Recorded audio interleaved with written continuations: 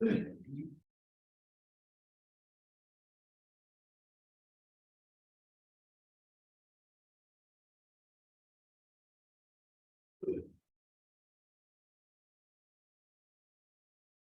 afternoon and happy July 4th. I'm shorter than Scott, sorry. But I want to first of all welcome you and hope that this is, for those of you who haven't quite paid much attention to the history of our country, is 1776 was actually 250 years ago, more or less on this day. As most of you probably realized, every municipality, small and large throughout our vast territory, is planning some sort of celebration for the 250th. But you know, we know a lot about Lower Manhattan history, and oddly enough, it all happened here, and this is where it started. So we are getting the first program for the 250th celebration, which, if you're counting, is the 247, to share with you what actually happened in Lower Manhattan during the Revolution. So the theme today is going to be revolutionary, the people who were involved in the Revolution, and some parts about the revolutionary story. And Fraunces Tavern was pretty much, if you look at any of the history where Scott's going to share with you, the favored watering hole of the Patriots. They had a lot of meetings here. They ate many, many, many meals here. And this is really the place where it all actually started, probably before the Revolution. So this is the beginning of our celebration. For those of you who want to turn around, that is the first copy of the Declaration of Independence that was printed in New York City on Water Street. It was printed July 11, 1776. We have it on loan for a week. Everybody else, you have to go to National Archives or someplace in Washington or an important museum, but we have it for you because it's really important because it happened here. And with that, Scott will give the first program.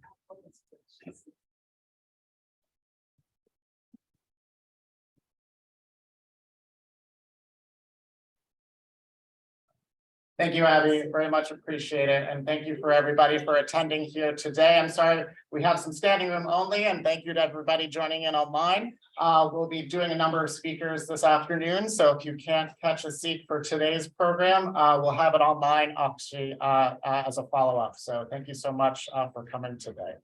My name's Scott Dwyer. I'm the executive director for Sons of the Revolution, the state of New York, and its Fraunces Tavern Museum. You're standing or sitting here in one of the buildings in our 5-building complex here at the tavern, 54 Pearl Street, which you entered and walked through to get here. You passed through 2 buildings on the way to our lecture hall here at 58 Pearl Street. Fraunces Tavern, of course, synonymous with patriotism, our patriot leaders. But I'm going to go through everything from beginning to end to tell you about the whole history of this building, how it was constructed, who came here, and what happened to it afterwards. And we'll be going through a number of events and happenings here at the tavern in the course of our presentations this afternoon. So let me just start off. You know, as I was saying before, Fraunces Tavern, synonymous with patriotism, our founding fathers, but the origins of the building are actually loyalist. The Delancey family is the one that built this building originally in 1719 as a private home in Lower Manhattan. At the time, was appropriate for a private home, a lot more bucolic than it eventually became. So the Delanceys built this in 1719. Again, one of the most successful and well-known loyalist families at the time of beginning of the Revolution and going forward to the rest of the Revolution and then eventually the end here in the city. It was built in 1719, but went through a number of uses because the Delancey family actually never lived here because the waterfront and the commercial areas were changing so drastically. It went through a number of different uses. It was a dance hall at one point, mostly also commercial and shipping ventures were located here. And then in 1759, another Delancey organization or company, Delancey Robin & Co. purchased the building. And one of the Delanceys was Oliver Delancey, Stephen's son, who built the building in 1719. And then it was Oliver's son, Oliver, who later, towards the end of the American Revolution, authored the orders organizing the Birch Trials here at Fraunces Tavern, and that will be covered later in our presentation.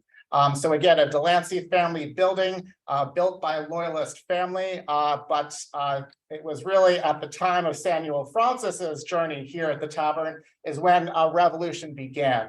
So Samuel Fraunces purchased the tavern in 1762 from the Delancey Robinson & Co. company and opens what he calls the Queen's Head Tavern after Queen Charlotte, the wife of King George III.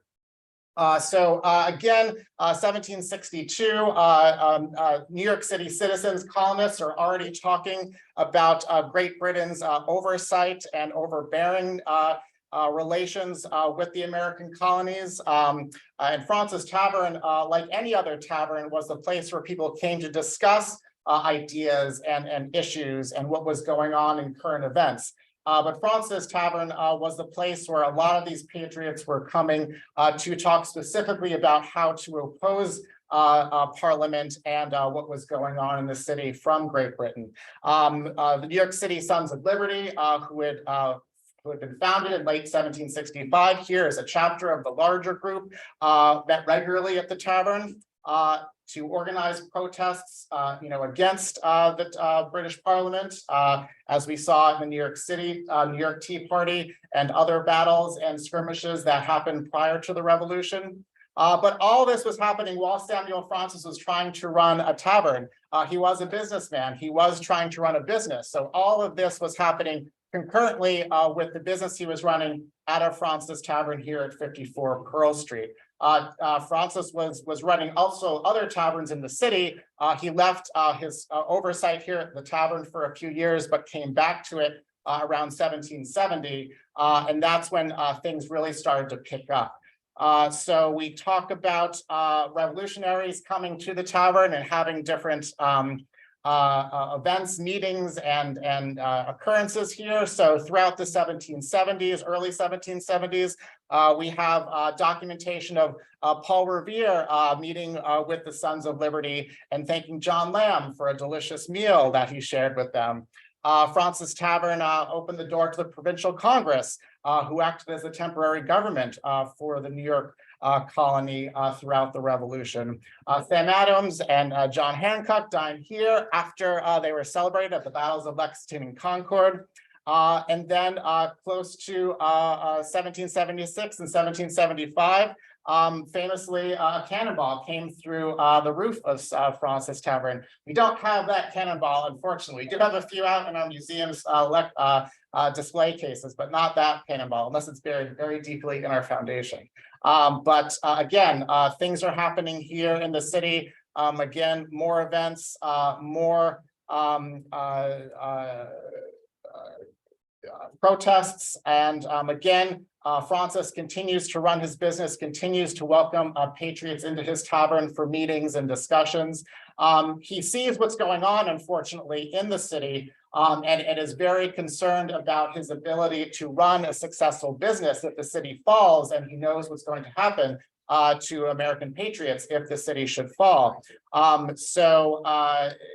He tries to escape in 1776, shortly after the city falls to the British, but is captured and is brought back to the tavern to essentially be the forced cook to General James Robertson, who was the acting governor of New York for the duration of the war. So essentially doing what he did before, but under duress, under the oversight of the British forces who were in and around the tavern and in and around the city. But he didn't take that assignment lightly. He did what he could to help the Patriot cause, even while being forced to work under the British. So By his own admission and the discussion when after the war, he wrote to Congress to ask for funds to support himself, because like all patriots after the war, he was incredibly in an incredibly difficult financial position. So in his testimony to Congress, he told about his actions to support the patriot cause during the war. He was helping American prisoners aboard British prison ships where he could, giving them food and clothing.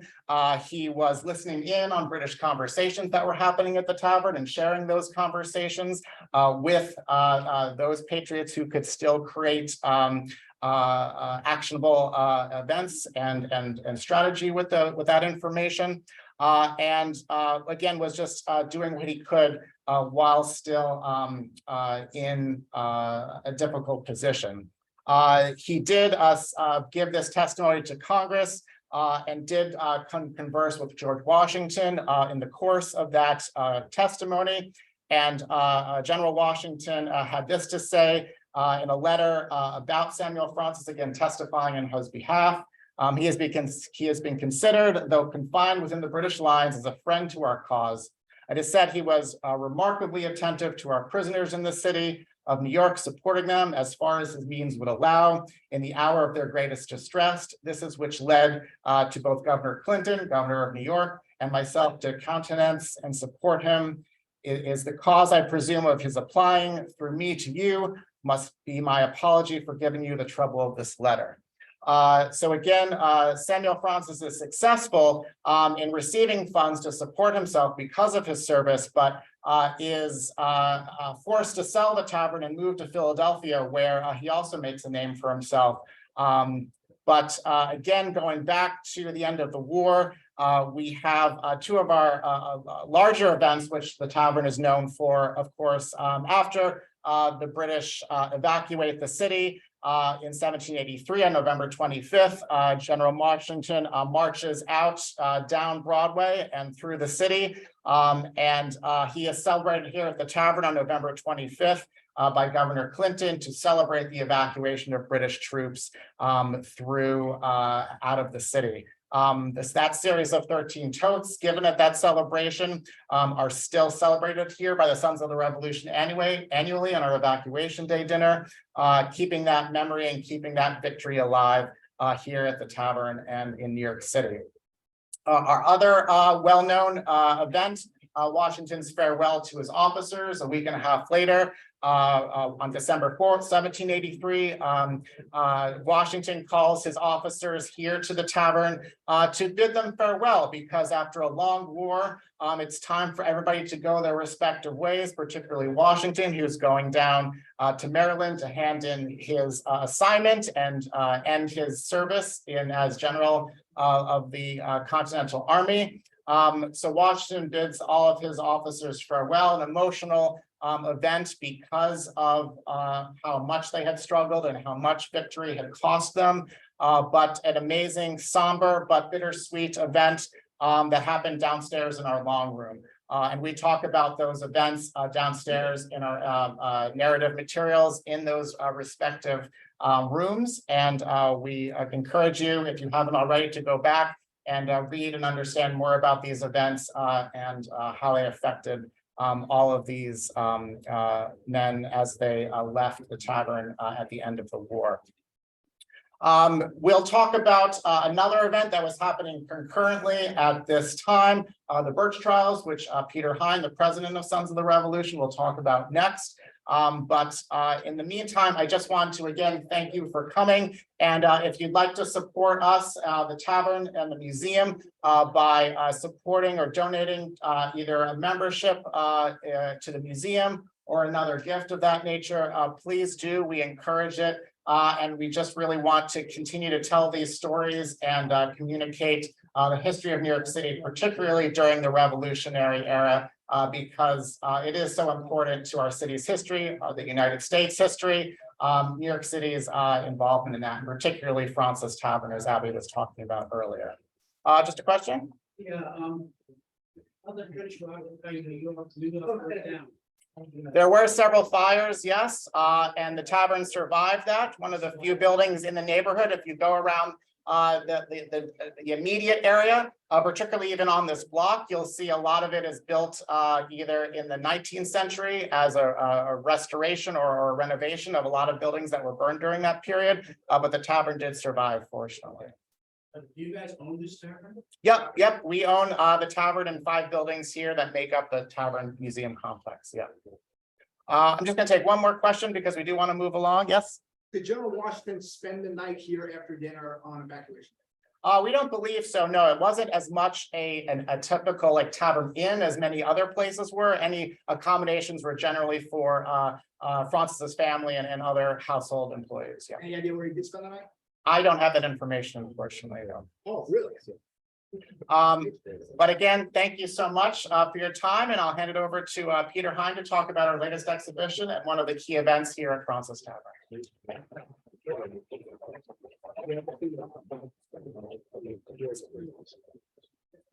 So thank you very much for coming.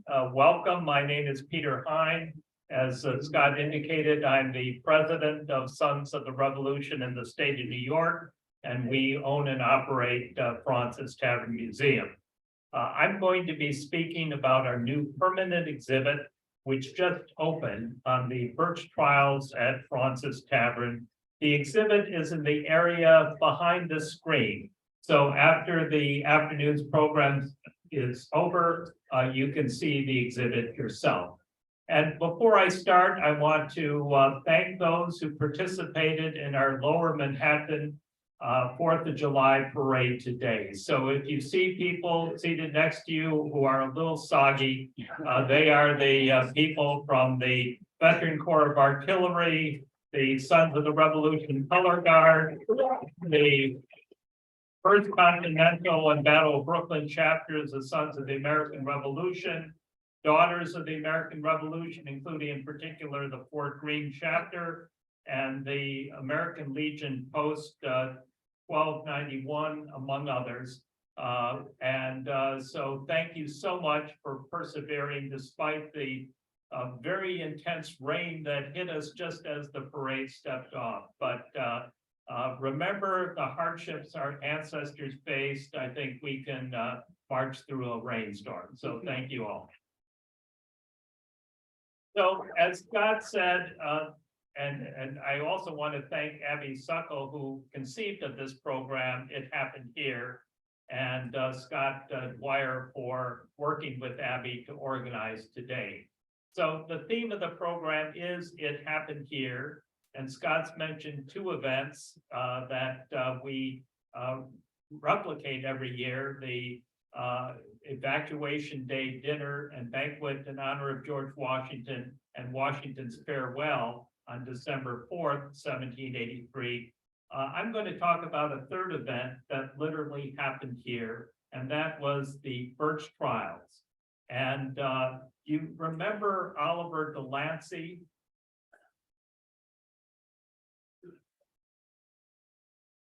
Oliver Delancey was the grandson that Scott mentioned of Stephen Delancey, who built the Fraunces Tavern in 1719. And then you may recall Scott mentioned that the Delancey Robinson firm sold 54 Pearl to Samuel Fraunces in 1762.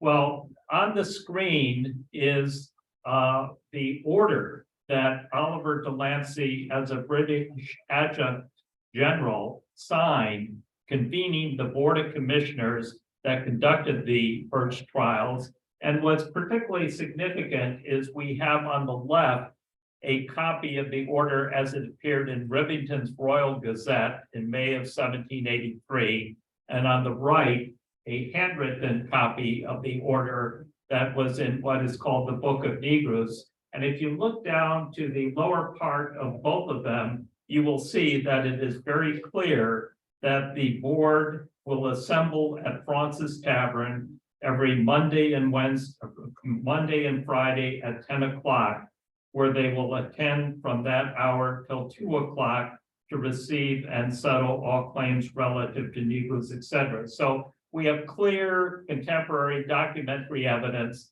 that the Birch Trials indeed happened here. So let me give you a little bit of background on the Birch Trials. The preliminary articles of peace were negotiated and signed on November 30, 1782. And Article 7, which is up on the screen, provided that His Britannic Majesty shall with all convenient speed and without causing any destruction or carrying away any negroes or other property of the American inhabitants, withdraw all of his armies, garrisons, and fleets from said United States.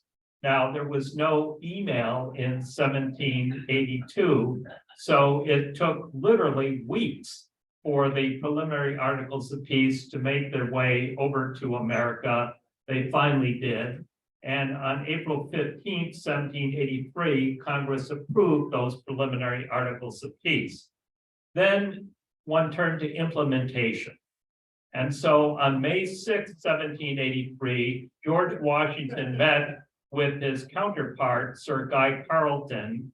And you remember the clause in Article 7, the clause about the British not carrying away any Negroes or other property of the Americans. There was a question about how the British would treat the Black loyalists, including those who had assisted the British forces. And what Washington and Carleton agreed upon was that they would form a joint British and American commission that in fact met at Fraunces Tavern and would be overseen by British Brigadier General Samuel Birch, then the Commandant here in New York. And the painting that we have on the screen and a copy, the actual painting, the original painting is behind the screen in the exhibit itself, shows the conference to arrange for the evacuation of New York City, 1783, a painting done by John Ward Dunsmore, who created literally dozens of paintings depicting scenes from the Revolution. We have dozens of those paintings in our collection. We also have a calendar that's available for purchase in our gift shop that shows the number of the best of those paintings. And if you're looking for a nice holiday gift, I recommend our Dunsmore calendar. But you can see a number of the Dunsmores around this room and also in the exhibit. Now, let me give you a little bit of background concerning the Birch Trials. During the course of the British evacuation, there were approximately 3,000 Black loyalists who evacuated New York City in the period April through November of 1783. And their names were recorded in what was called the Book of Negroes. And the Birch Trials were part of the process that was set up by Washington Carleton, as I mentioned, to address what were contested cases. The evacuation of these 3,000 Black loyalists was a culminating event in what we believe to be one of the largest emancipations of Black people prior to the American Civil War. So it has that element of history to it as well. Now, on the screen are the examples of what we call birth certificates. These were certificates issued to confirm the right of Black loyalists to board one of the British ships evacuating New York City. And if you look at the certificate on the left for Cato Ramsey, April 1783, you'll see that it refers in the text to proclamations of Sir William Howe and Sir Henry Clinton, two of the British commanders. And what that's referring to is the fact that during the war, the British offered freedom to slaves who fought for the British. And beginning with Lord Dunsmore's proclamation in November 1775. And then there was, some mixed feelings among the British about whether or not they really wanted to have Black loyalists sign up and fight in their forces. And at one point, March of 1777, General Howe ordered, and this is up on the screen, all Negroes, mulattoes, and other improper persons who have been admitted into these corps be immediately discharged. So that there obviously was some differing views among the British as to whether this was a good idea to have Black soldiers in their forces. But as the war went on, the British began to actively recruit Black soldiers. And then we have the Phillipsburg Proclamation. It was issued in June of 1779 by British General Sir Henry Clinton, then the overall commander of British forces in America. And on the one hand, that proclamation directed that Black patriot soldiers who were captured be purchased for the public service. So if you were a Black patriot and you were captured by the British, you'd be purchased for the public service. On the other hand, it offered freedom to follow any occupation for those Black soldiers and other Black colonists who deserted and came within the British lines. The Americans also actively sought to enlist Black soldiers throughout the war. And up on the screen, I have an excerpt from General George Washington's order, December 30, 1775, that provided that as the general is informed that numbers of free Negroes are desirous of enlisting, he gives leave to the recruiting officers to entertain them and promises to lay the matter before the Congress, who he doubts not will approve it. And then Congress later, the next month, resolved that the free Negroes who had served faithfully in the army at Cambridge may be re-enlisted therein, but no others. But by January of 1777, George Washington instructed that his recruiters should enlist none but free men, but that dropped any requirement that the free Black soldiers had previously served. And then as the war went on, the Americans also offered freedom to slaves who joined the army. So Rhode Island offered emancipation in exchange for service, and in February 1778 authorized the enlistment of every able-bodied Negro, mulatto, or Indian manslave who upon enlisting would be discharged from service of his master and be absolutely free. And then Virginia, in drafting soldiers for the Continental Army, included free Black men. And in 1783, Virginia's General Assembly directed the emancipation of certain slaves who served as soldiers in Virginia. And any enslaved man who had enlisted at the request of his owner per the order of the Virginia General Assembly was to be fully and completely emancipated. So our society seeks to perpetuate the memory of those who fought for American independence. And our exhibit thus features several Black patriots, just a few of the literally thousands of Black patriots who fought on the American side in the Revolutionary War. And so first we feature Crispus Attucks, who is believed to be the first patriot killed by British soldiers in the course of the rebellion.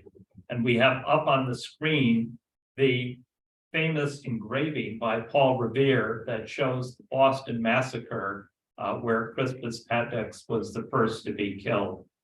And then we had Black soldiers fighting in the Revolution from the very outset. So they fought as Minutemen in the battles of Lexington and Concord. And the role of the Black patriots at Bunker Hill has been memorialized, among other places, in John Trumbull's famous painting that we have up on the screen. And then finally, James Armistead played an important role in scouting the British defenses at Yorktown. Armistead was originally enslaved, but he obtained permission from his owner to enlist in a French unit under General Lafayette. And he provided important intelligence that was critical to the decisive American, with assistance from the French victory at Yorktown. And here we have up on the screen a picture of Lafayette with Armistead. So That gives you a bit of preview of the Birch Trials. Fraunces Tavern Museum has multiple other exhibits, both permanent and rotating, including an active lecture series, tours, other programs, a robust website with virtual content.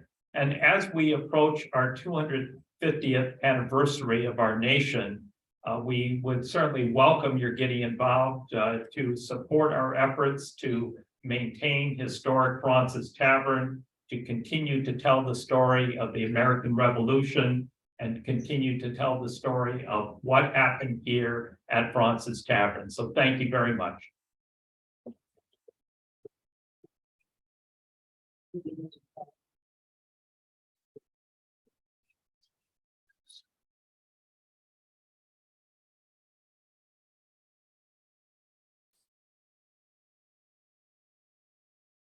Ted Knudsen will be joining us virtually, so just let me get him up on the screen.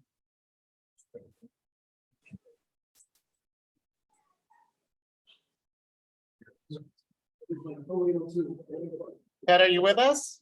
I'm here. Can you hear me? Yes, let me just turn up the volume a bit.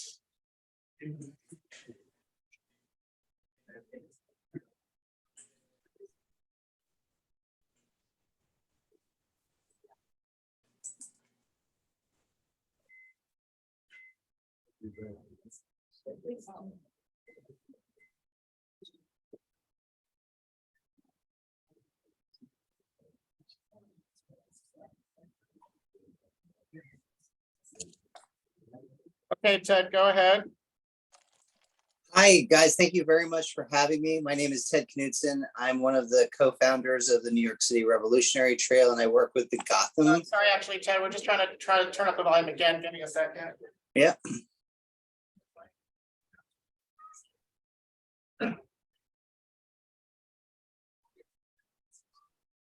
Okay, try again. Can you hear me now? Yes. Okay, great. Hi, thank you guys so much for having me. Thank you to Scott and Abby in particular for inviting me. My name is Ted Knudsen. I teach at Queens College, American History, and I am the co-founder of the New York City Revolutionary Trail, which is what I'm going to talk to you about today. The sort of jewel of which is the museum that you're standing in, as you might imagine. Next slide.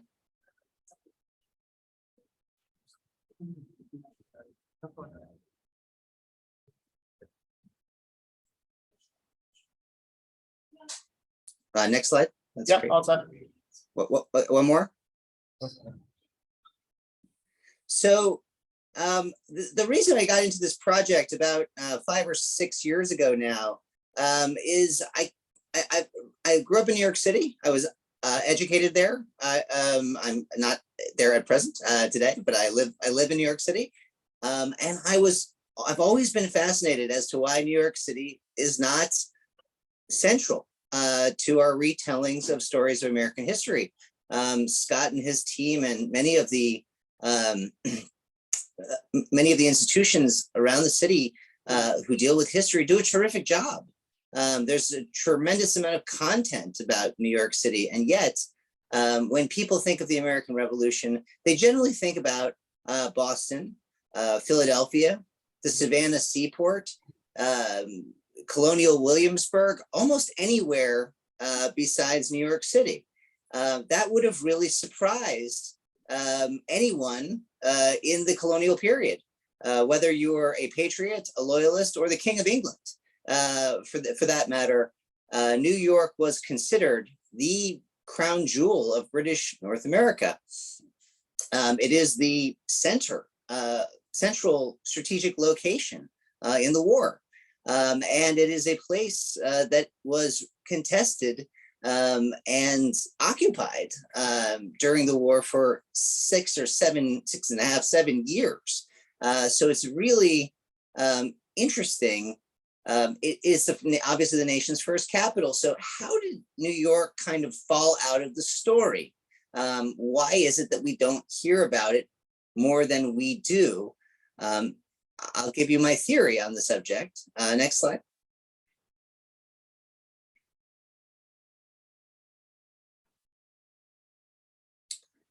I call this the Rodney Dangerfield question. For those of you who are old enough to remember who Rodney Dangerfield was, how does the city at the heart of the American Revolution, how come we get no respect among historical tourists in particular?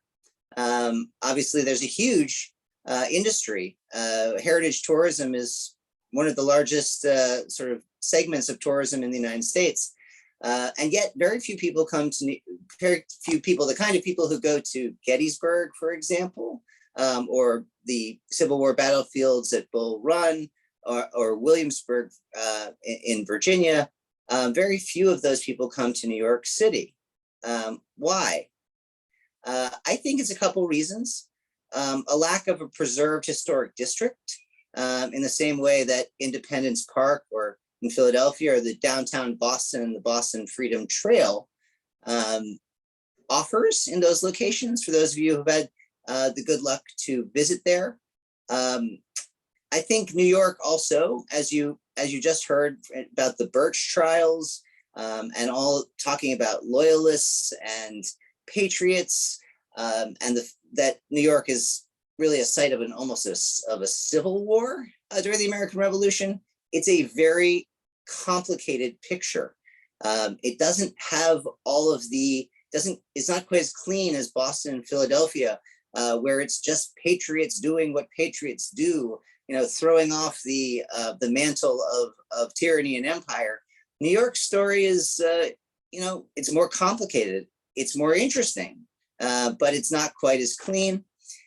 And I think what we at the Gotham Center, as a fellow institution like Fraunces Tavern, feel, perhaps most of all, is that we have these wonderful local institutions, but we get limited network effects. That is to say, Boston has the Boston Freedom Trail, for example, as I'll tell you later, gets about 6 million people a year.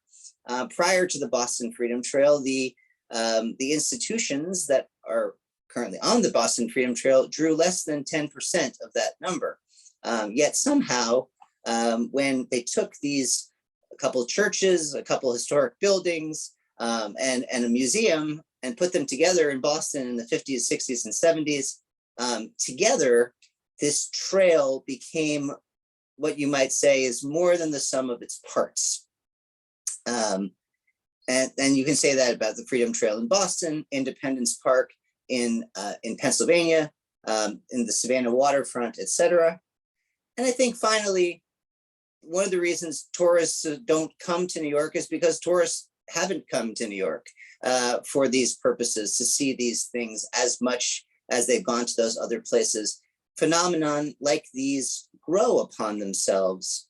People hear that their cousin or their uncle, or they see it on social media that they visited some place, and they become interested in it. And until we have some historical tourists, we won't get a lot more historical tourists in New York City.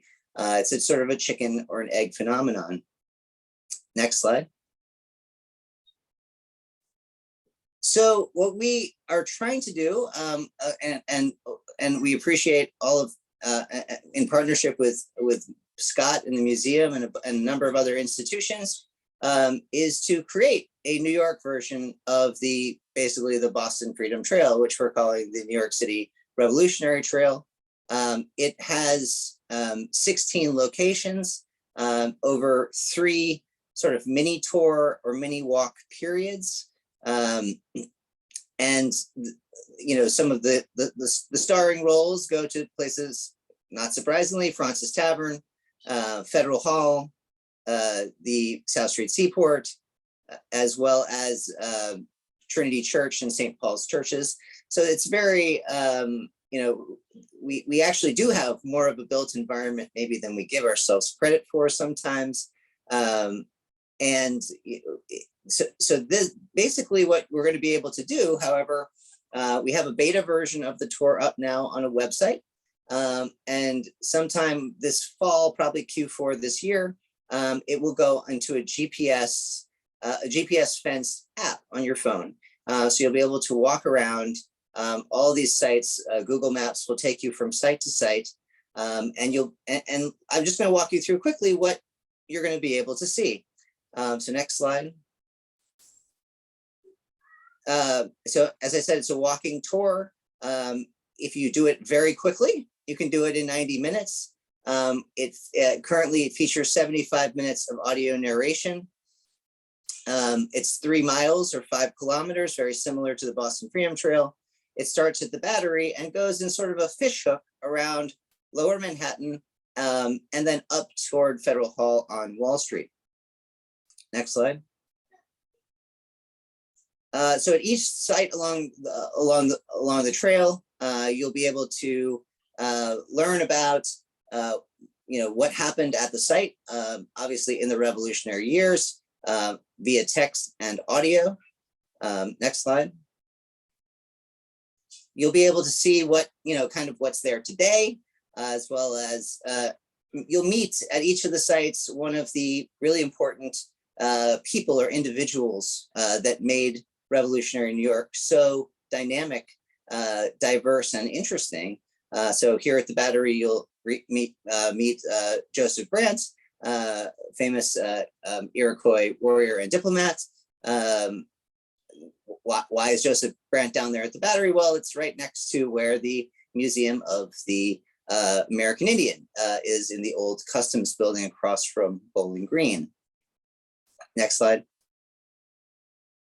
In addition, we'll be able to show you kind of what it looked like in the period versus these what we call lost landscapes. We have at 3 of the stops now, and we will soon have at all of them, History Channels type talking head videos, where university level scholars will talk about what the cutting edge research is on things like loyalism, like political economy in revolutionary America, etc. For those of you who like to nerd out on this kind of these kind of things, they'll be about 5 to 10 minutes long. That would elongate the tour, but it will also make it, I think, more interesting. Next slide. And as I said, we hope to be able to, in several different ways, to try to recreate colonial New York. We don't have, all the original buildings in the way that Boston does. Fraunces Tavern is so special, I think, to us because, and the area around Fraunces Tavern, Stone Street and Kunti's Slip and everything, they're so special to us as New Yorkers because they are kind of our physical link to the past. At some of these other locations, we will be trying to recreate what New York would have looked like in the period. And we're going to try to deliver that to people in a couple of different ways. Artistic renderings, as you can see here. Next slide. We're going to try. We're developing augmented reality, or AR, or which is sort of or extended reality. Sometimes it's called these days, where you'll be able to hold your phone up to things like New York Harbor and see the British invasion fleets coming at you from the Battery. Next slide. Or you can go down to Bowling Green, which looks pretty much the same as it did in the colonial period. And right in the middle of the fountain of Bowling Green, there used to be this equestrian statue of King George III, which was pulled down in July of 1776, famously, in this painting here on the left. You'll be able to raise your phone up and see the pedestal and what the statue would have looked like in three dimensions. You'll be able to walk around it, see through it, kind of, and we'll have a great amount of detail on how it was cast and made, etc. Next slide. And for the Great Fire of 1776, we're using artificial intelligence actually to, as well as computer generated images, to recreate the experience of colonial New York on fire. And finally, next slide. We're creating a 3D model of the prison ship Jersey, where many of the revolutionary patriot prisoners spent whiled away much of the war after the British invasion here in New York, and thousands, perhaps over 10,000 patriots died in these prison ships on the East River. The prison hulk Jersey is perhaps the most famous one, and we're recreating it in three-dimensional space. You'll be able to, via your phone, kind of walk around, explore it, see what its bones look like, see what its living conditions would have looked like, etc. So that's our vision. We've been working on it for about 5 years, and it's coming. It's coming to fruition finally this fall, and I think hopefully we are going to solve some of the issues of why New York has been overlooked or underrepresented in the revolutionary story. Next slide, please. We're leaning into its more, controversial elements of New York history. We are embracing the concept of the Civil War, and like Fraunces Tavern has done beautifully with their Birch Trial exhibit, which I highly recommend you guys spend a little bit of time ingesting. We believe that New York tells this more diverse and complex history with people of African descent, Native Americans playing much larger roles, women certainly playing major roles, particularly in espionage, for example. But it's not enough just to sort of tell these stories. Next slide, Scott. We're using AI to create new images or additional images from the colonial period that show and represent this more diverse element. Next slide.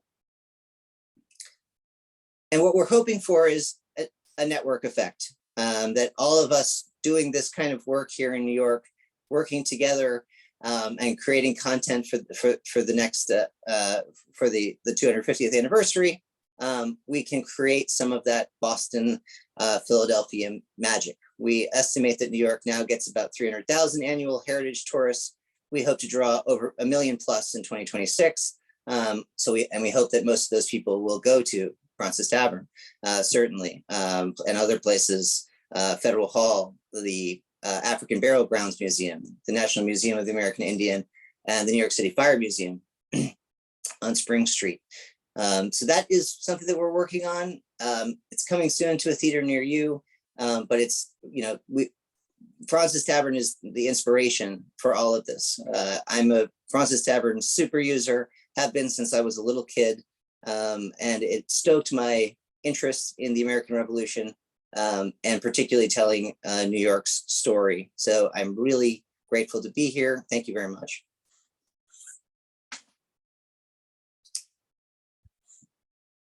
Thank you, Ted. And I wouldn't be remiss if I didn't mention that Ted is joining us remotely because it is a holiday and B, his birthday today. So please, happy birthday. Thank you. Thank you, Ted. Now I'm going to invite Dwight John Zimmerman up to the podium. Thank you so much. Well, good afternoon. It's not often that a military leader in his first command changes the course of history. But that's what happened with George Washington. But he didn't do something great in the sense of successful. He did a disastrous, it was a disaster. He started a war, not just any war, but what amounted to the First World War between France and England. In 1754, George Washington was a lieutenant colonel in the Virginia militia. He was 22 years old. And at that time, the big three world powers were England, France, and Spain. They had large colonial empires in the New World. France was Canada. England basically just had this little strip along the Atlantic coast that was our 13 colonies. Spain, of course, had everything from Mexico on down, except for Brazil, which was Portugal. Military officers at that time, they basically either bought their commissions, so in other words, they were wealthy, or they had political connections. In George Washington's case, that was the fact. He'd had basically no military experience at all, but he was well connected. He's from a wealthy family, as such, he was able to rise above to the rank of lieutenant colonel by 1754. Excuse me. Excuse me. The royal governor of Virginia was Robert Dinwiddie, and he was a patron of George Washington's. He learned that the French were encroaching on the area of the upper Ohio River Valley that was claimed by England. Well, this was a disputed territory. Well, basically what would happen is groups of soldiers or surveyors from one country or the other would go to a region, lay down a marker, usually a plaque, plant a flag, and declare that's a piece of territory for the country. Then another group from a different country would show up, see the plaque, see the flag, throw the plaque away, burn the flag, and plant their own plaque and flag. And this would go back and forth and back and forth. Well, Dinwiddie had finally had enough of what the French were doing up the upper Ohio River Valley, particularly around the place where there's basically present-day Pittsburgh. So in 1754, Dinwiddie ordered Washington to assemble a military force that included some cannon and go up there and, by God, take it back once and for all. Now, the thing was, there were no roads. They had to blaze their own road through thick forest, up and down, valleys. And as such, it took them, they didn't travel no more than 2 to 4 miles a day, hacking down trees, clearing rocks, everything. And it took them more than 2 months to travel the 300 miles from Virginia up to, well, for practical purposes, we'll just call it Pittsburgh. And then along the way, what he discovered was the small British garrison that had been established there. They had evacuated the small fort that they had because a larger French force had shown up there, aimed their guns at them, and basically said, you can either leave or we'll kill you. And they decided, looking at this superior force that had cannon, they didn't, yeah, you can, you can take the place, bye. So Washington gets that intelligence and he goes, okay. He writes a letter to go back and hope that he can get some more reinforcements just in case some do arrive. And when he gets close to his objective, he sets up a base camp that he calls Fort Necessity. And he decides to leave some of his force there. In the meantime, well, both sides, both the French and the British, had set up alliances with the Native Americans in the area. In Washington's case, the alliance was with members of the Seneca tribe, and they joined forces with Washington there. And Washington wanted to attack as quickly as possible, so they set up a simple plan where they would surround the fort where the French were, get in as close as they could, and demand a surrender or attack. Now, the thing you have to know about firearms back then, there were two types. They were both muskets, were called, the shoulder arms, and they were either smoothbore or more rarely rifled. Now, smoothbore is, what the name suggests. The barrel, the inner part of the barrel is completely smooth. Rifle, there are little grooves that are cut in and they are twisting to add a spin to the bullet as it is shot out of the rifle barrel. Now, the thing about a smoothbore is it is incredibly inaccurate. We're all familiar with the phrase, wait until you see the whites of their eyes. Well, for all its drama, it was actually a very practical reason, because you had to get as close as possible in order to be able to hit anything.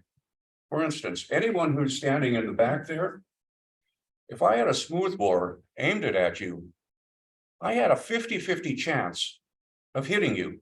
And even if I did hit you, I don't know where it would be. I could be aiming for your head and it could just wind up on your foot or a near miss. Yeah. So you had to get as close as I can see the whites of your eyes, gentlemen. Now that's scary, but it's also very, but everyone knew this. Now, if you had a rifled musket, you could stand as far as 100 yards back and pretty much be assured that you're going to hit exactly where you were aiming. The second thing you need to know is that they used the gunpowder that they used back then is what we now call black powder. Firearms now fire smokeless powder, or at least there's very little smoke. But back then, after about 3 shots, the area would be covered in thick fog of the gunpowder smoke, very thick. So, in battles, it didn't take long for the whole area to just be completely obscured by this fog of gunpowder. All right, so the shooting starts because the French noticed some activity and they raised the alarm, and now they're in their fort and they're starting to shoot. Washington and his men are shooting back. Within 10 minutes, the whole area is just absolutely covered. And that's when the French have wound up they're taking heavy casualties, about 1/3 of their force. We're talking so of the 50, 60 men inside the fort, that's a significant amount. Seeing all the smoke, they decide to try and escape, using the smoke as the gunpowder smoke as cover. Well, they don't get far, they are captured. And that's when the French officers who surrender start yelling at Washington. They're waving diplomatic documents and they're screaming all kinds of French words that probably weren't very nice. Because what Washington discovers is that one of the men dead is a French ambassador, Joseph Coulon, Sierra de Jumonville. Word of this gets back to Paris and several weeks later, because of course it has to go up to Canada and then by boat across the Atlantic. Well, when news reaches the court of Louis XV, they're outraged. They declare war. In Europe, that's called the 7 Years' War. Here, it's the French and Indian War. The upshot was France lost Canada, thanks to George Washington. Anyone have any questions?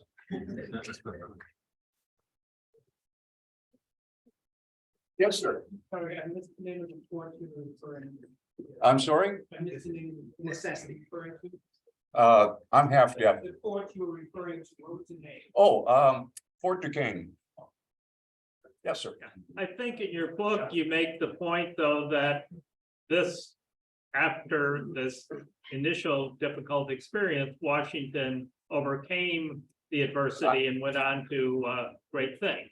Yeah, he kind of made up for it. But yes, the point was he definitely learned his lesson. his experience of working with the British Army was very instructive because they didn't really think much of the colonial militia.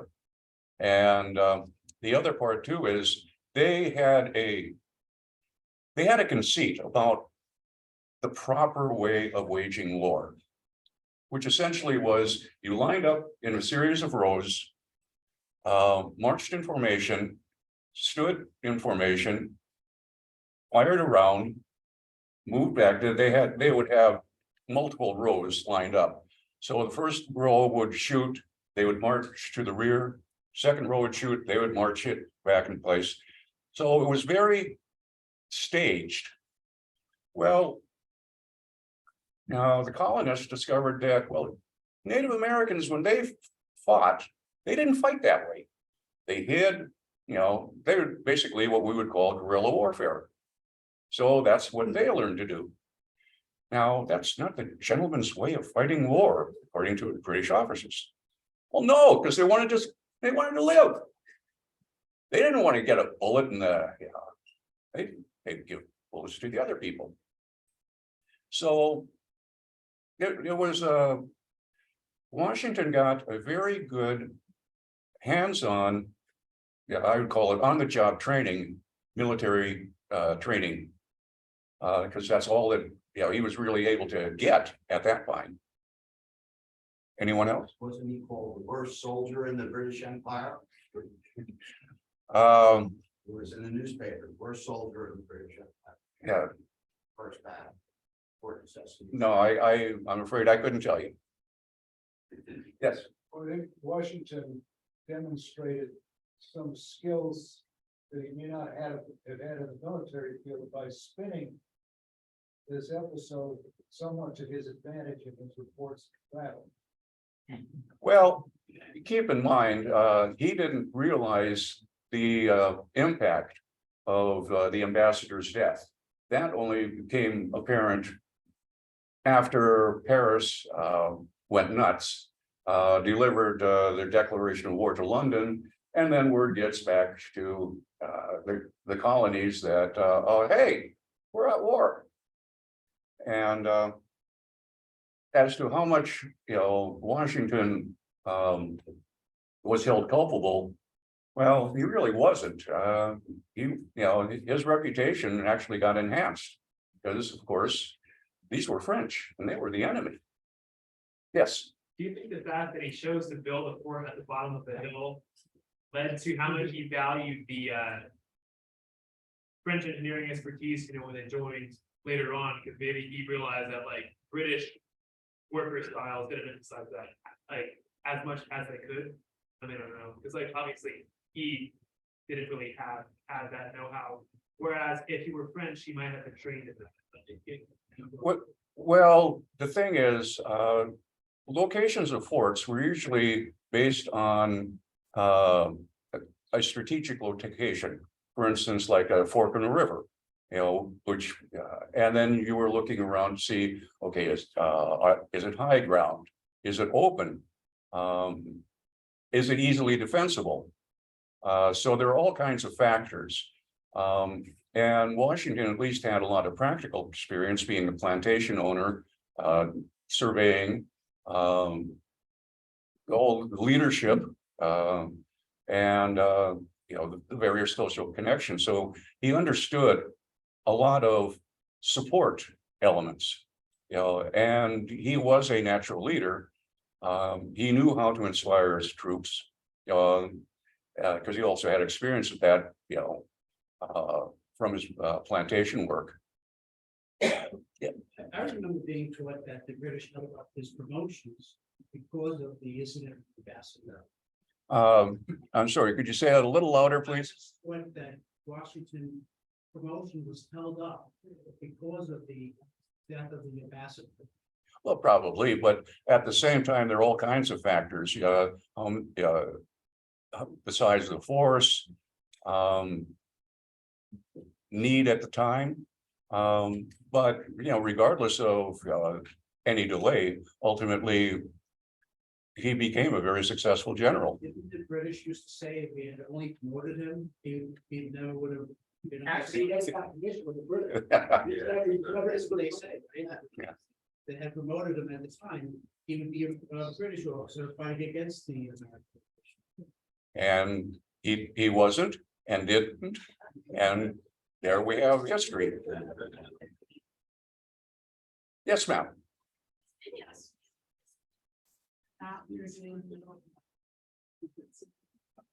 What was the ambassador doing? Yeah, what was ambassador about? Actually, I was the ambassador. He was there to help secure Francis' claim. He had a variety of documents on him. And essentially, this was he was on a diplomatic mission to firm up Francis' claim to the region. Thank you. Oh, but Did Washington, at the time he attacked the fort, have any idea the French ambassador was there? no, that was a surprise. I think that's a particularly important factor, which I think mitigates in Washington's favor. Because if he had attacked the fort knowing there was an ambassador there, who presumably would have some kind of diplomatic immunity or at least. Well, it probably would have definitely changed how Washington approached the fort. He might have, under a flag of truce, walked up and said, The way he said, Washington assumed he was attacking a purely military target. yes. And I just want to make that clear. Oh, yeah. This was a military mission on his part. He wanted to drive out what he thought was a military force, period. And only much later did he discover that there was a diplomat in there. Thank you. Thank you.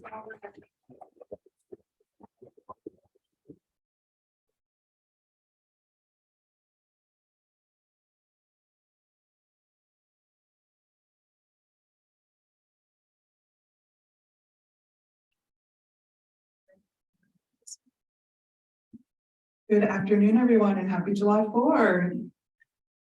All right, my name is Nicole Chalet, and I am the president of the Alexander Hamilton Awareness Society, also known as the AHA Society. And we were around before the musical, that's why we have the name AHA Awareness in our title, because there's still so much more to explore about Alexander Hamilton. And so for my lecture today, I thought, let's take a look at July 4th. And again, in keeping with the theme of It Happened Here, let's look at some snapshots of important July 4th through Hamilton's life and the overarching themes that tie into his fight for independence. So Alexander Hamilton, and seems the slides are a little reworked here, but he moved to the mainland colonies from the Caribbean as a teenager around 1772 in order to formalize his schooling here on the mainland. He was quickly caught up with revolutionary fervor, and even while he was a college student at today's Columbia University, he was active with the cause for independence. Here you can see what he looked like in 1777, wearing his aide-de-camp uniform for George Washington, within just a few years of emigrating from the Caribbean. He also was an essayist in favor of independence.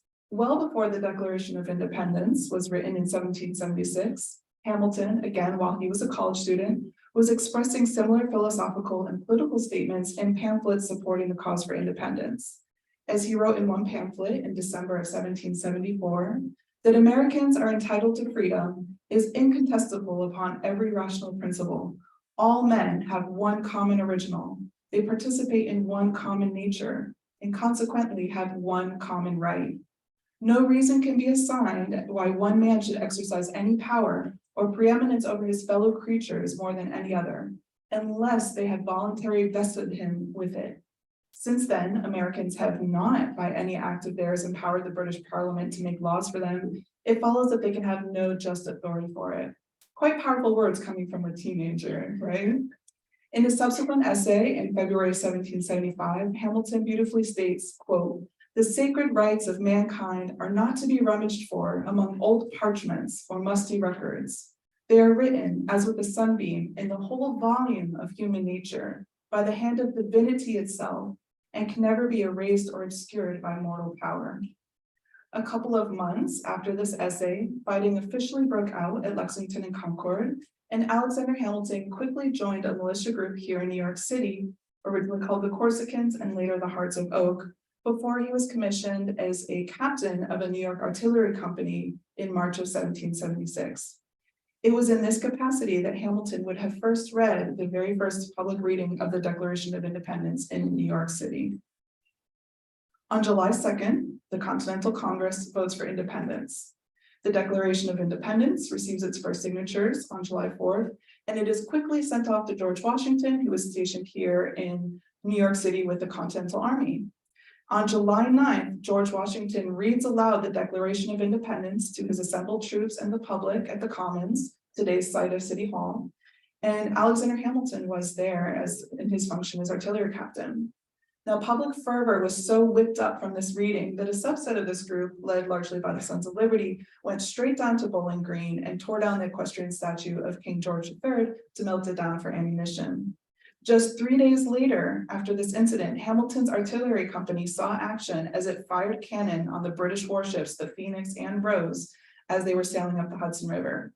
Captain Hamilton continued to fight in the 1776 campaign through New York and New Jersey until he became aide-de-camp to George Washington, a position he held for over 4 years. And that brings us to another July 4th, 1778. Now, the War of Independence was in its third year at this time, and as each July 4th marked another year, greater questions over whether the country would succeed in actually achieving its independence that had declared in 1776 increased. Many problems plagued the fledgling nation, including difficulty funding the army, political infighting, and of course, middling results on the battlefield. On July 4th, 1778, a court-martial was convened for Major General Charles Lee to review his conduct and his disobeyal of Washington's orders during the Battle of Monmouth that had just occurred the week before in New Jersey. Now, in Hamilton's role as aide-de-camp, he had been passing orders to General Lee on behalf of Washington and many other active tasks, reconnoitering the situation, passing along messages, both prior to the battle and during the battle. As such, Hamilton was a major eyewitness, and on July 4th, he testified in this trial. Charles Lee was found guilty of the court-martial's charges and dismissed from the army temporarily, despite him having been number 2 in command under Washington. So this was just one of the many trials and tribulations that the US faced. And again, with so much stacked against the Continental Army, it would be several more years of war and struggle before Great Britain finally recognized US independence. Even after the US gained its independence officially, there were still doubts if the fledgling country would survive. Throughout the 1780s, Alexander Hamilton threw all of his purpose into making a stronger national government. Now that we have our independence, let's make sure we can keep it. He worked to make calls for a stronger national government to be formed. He made the official call for the Constitutional Convention to be held in Philadelphia, and he was extremely active both in the drafting of the Constitution and then its ratification process. Finally, in April of 1789, George Washington was sworn in as the first president under the US Constitution. Now, that year's July 4th celebration in New York City, the nation's capital at the time, was, as you can imagine, a seminal one. Now, the New York chapter of the Society of Cincinnati, which was an organization created for officers of the Allied forces after the war, had a large meeting on July 4th. During their meeting, they voted Alexander Hamilton as vice president of their organization. President was Baron von Steuben, for those of you wondering. And Hamilton was also selected to be a part of a committee to greet President Washington and other heads of the government, quote, with the congratulations of the day. Before the society held an important procession down to St. Paul's Chapel, where Alexander Hamilton had been the one selected to give a eulogium for General Nathaniel Greene, who had passed away in 1786. The audience not only included members of the Society of Cincinnati, but also included the president's wife and family, the vice president and ladies of his family, the Senate, and Speaker of House of Representatives. Hamilton and other members of the society then returned to the City Tavern for a dinner and the drinking of 13 toasts in honor of the nation. July 4th was already becoming an important day of celebration, and 1789, with the birth of a constitutional government, was certainly a milestone year for not only the United States and Alexander Hamilton was at the head of these notable festivities. Speaking of the Society of Cincinnati, Hamilton's last July 4th in 1804 was spent here, right here in Fraunces Tavern, at a Society of Cincinnati celebration, again honoring Independence Day.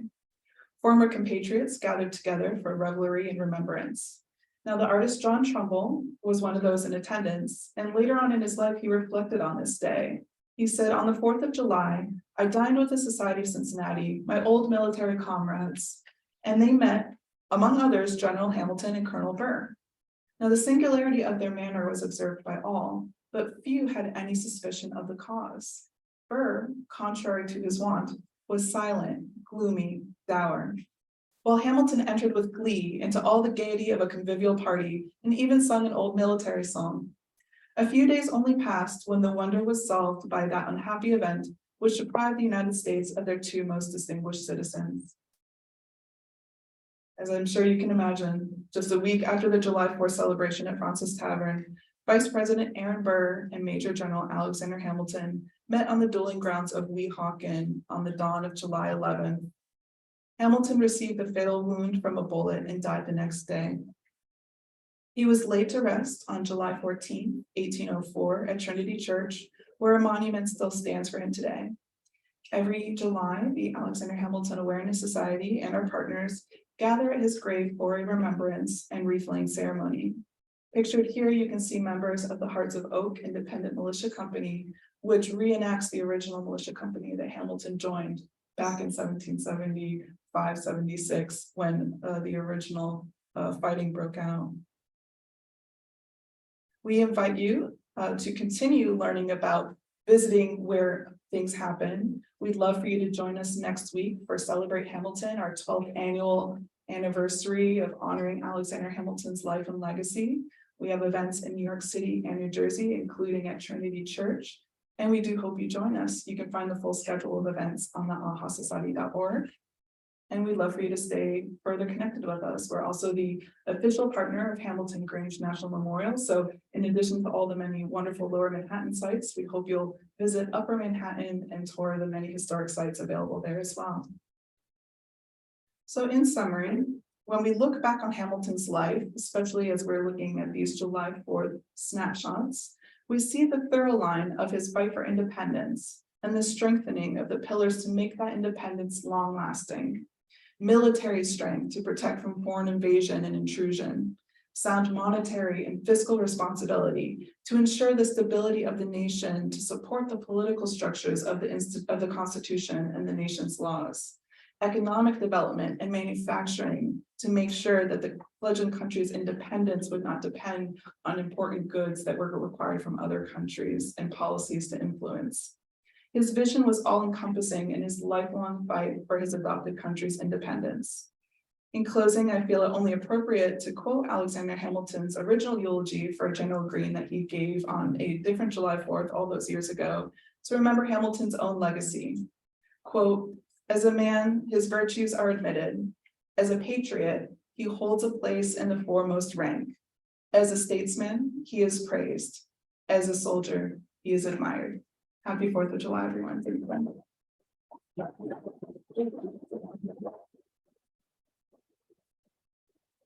Do you remind when he gave the eulogy for Green? Yes, that was July 4th, 1789.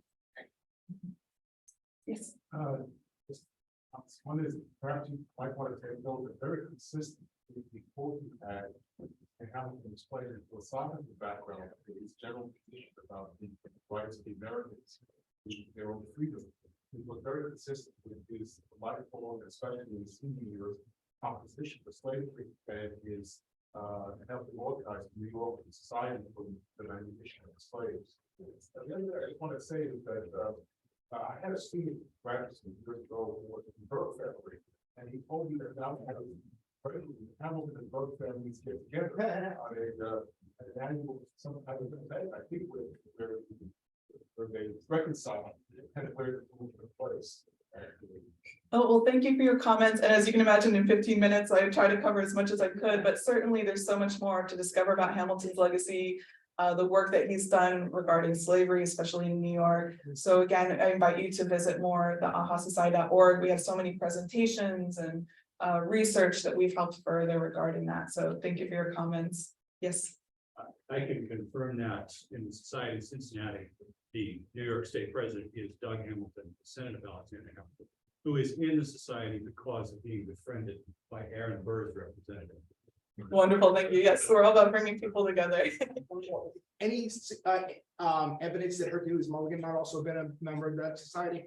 Oh, I do not believe so. I'm pretty sure no, because the Society of Cincinnati was for the officers of the Continental and the Allied forces, and so Mulligan was a very important spy, but I don't think he necessarily would have been an official member. Perhaps there's a potential that maybe he was an honorary member, but really the organization was founded to really help further good works to help protect wives, widows, children, and fight for pensions on behalf of the officers. That was a lot of the original nucleus. Yes. Just remember that Washington refused to join the Order of Cincinnati, so they're not going to participate in the aristocratic military organization.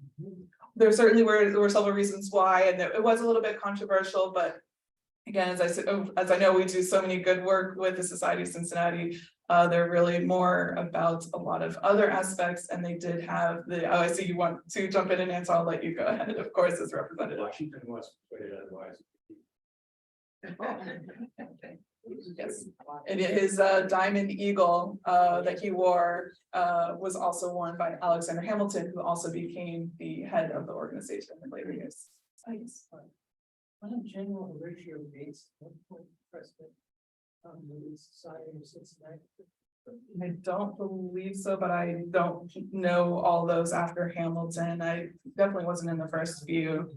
I would rather doubt it because there was a lot of personal contention between some of the allies. Yes, in the back. Your question, in his early years, how did he come to the US? Why did he stay where he was? What propelled him from here? How could he afford it? How could he afford to go to Washington University? Who paid for him? Who paid his poor? Wonderful question. So there's a lot more nuance to that. In very short summary, he had a cousin that helped support his education to come here. And so he also had a lot of connections that he was put in place. So even though he came here relatively unknown, quote unquote, even though he did interact when he was living in the Caribbean with a lot of the major political forces of the day through the mercantile company that he was a clerk for. For example, when he was going to preparatory school in New Jersey, he was staying with the Livingston and Boudinot family. So again, we're talking first president of Continental Congress. And so he immediately had a lot of connections through the work that he did with the Beekman and Kruger families. Even when he was a Caribbean clerk, he was corresponding with former mayors regarding mercantile issues. So he also just was really recognized for his brilliant mind and his determination to really make a name for himself, despite his, lack of advantageous start to life. And so he really came here to finish schooling and then made this his permanent home. Great. Well, thank you so much, everyone.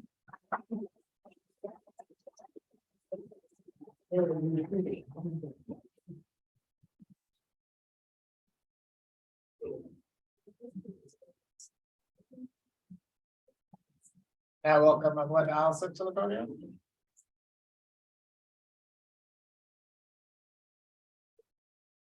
Hello, everybody. Can you hear me okay? Okay, a little more. Yeah, I'm a little taller than, yeah. Okay, is that better? Wonderful. Okay. Hello, my name is Melinda Allison. I'm the Vice Regent of the Fort Greene chapter of the Fort Greene of Brooklyn DAR. We are one of the oldest chapters in the DAR. We were founded in 1896, which was only 5 years after the founding of the DAR at the national level. So today I'm going to be talking about my revolutionary forebears. As you know, the members of the DAR, we celebrate our ancestors. I actually have 44 Revolutionary War patriots. All but 4 of them are on my father's side.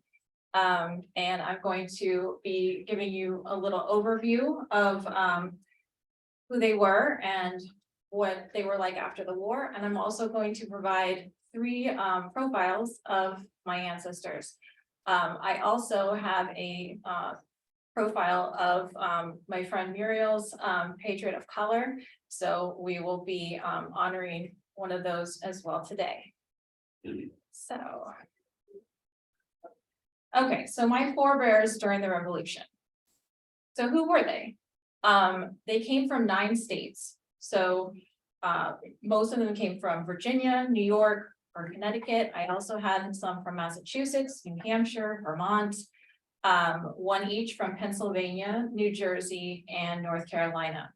So similar to the population size of the colonies, most of my people are from New York and Virginia. So most of them provided military service. 29 of the 44 were in the military. 11 provided patriotic service, such as paying a supply tax, donating or furnishing supplies, suffering losses in a British raid. And 4 of them provided civil service, such as being a constable, a sheriff, or another local government. So one of the things that's interesting, and when I joined the DAR, I was kind of like, why is civil service important? Well, they were the early government employees of what British thought was a rebel government. So their lives were also at risk. Had we lost, they would have been tried, maybe executed, definitely would have lost their property. So it was also a pretty risky thing for them to serve in the new government. So we honor them as well. So 29 were in the military, but only a few were officers. So 21 out of the 29 were privates and soldiers. I had 2 sergeants, 3 captains, 2 lieutenants, and a naval surgeon. So after the revolution. So before I go through the profiles, I wanted to kind of look at a macro level of where they ended up and how it kind of aligned with the history of the early US. So what did they do after the war? You can see this is the same map of the 9 of the 13 colonies plus Vermont. 21 of the 44 migrated westward or to the frontier. Out of the states I had the most ancestors from, New York, Virginia, and Connecticut, they lost approximately half of my ancestors. So Vermont gained as well as Ohio, Kentucky, Missouri, and South Carolina. Now this is aligned with the migration patterns in the US after the war. Many in eastern New England would move to Vermont and New York. People from Virginia did move from Ohio and Kentucky and as far as Missouri. And South Carolina was also more populated after the war. So roughly 1/4 who provided military service received bounty land or a pension. So you had to serve a certain amount of time. Most of the people who provided military service only served a few days here and there in the militia. So it's mostly Continental Line servicemen who would get a bounty line or a pension. And the pensions were given for those who could not afford to take care of their families, usually people who were in their senior years or otherwise disabled, not able to work. At least 12 of my ancestors were enslavers. 9 of them became slaveholders after the war. And of these people, they enslaved approximately 110 people.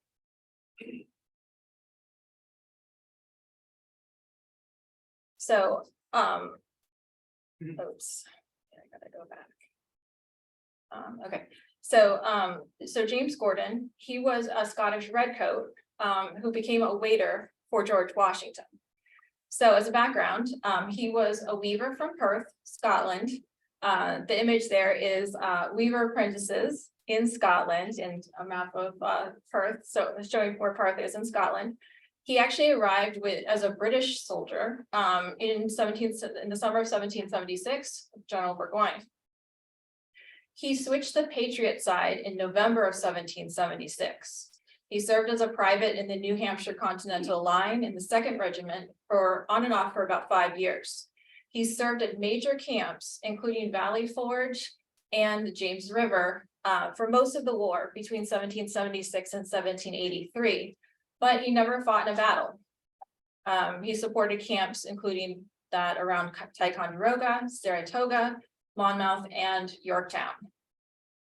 So he served as a waiter to George Washington in the summer and fall of 1783. Now, this was after the Treaty of Paris, before George Washington came here to New York City for Evacuation Day parade.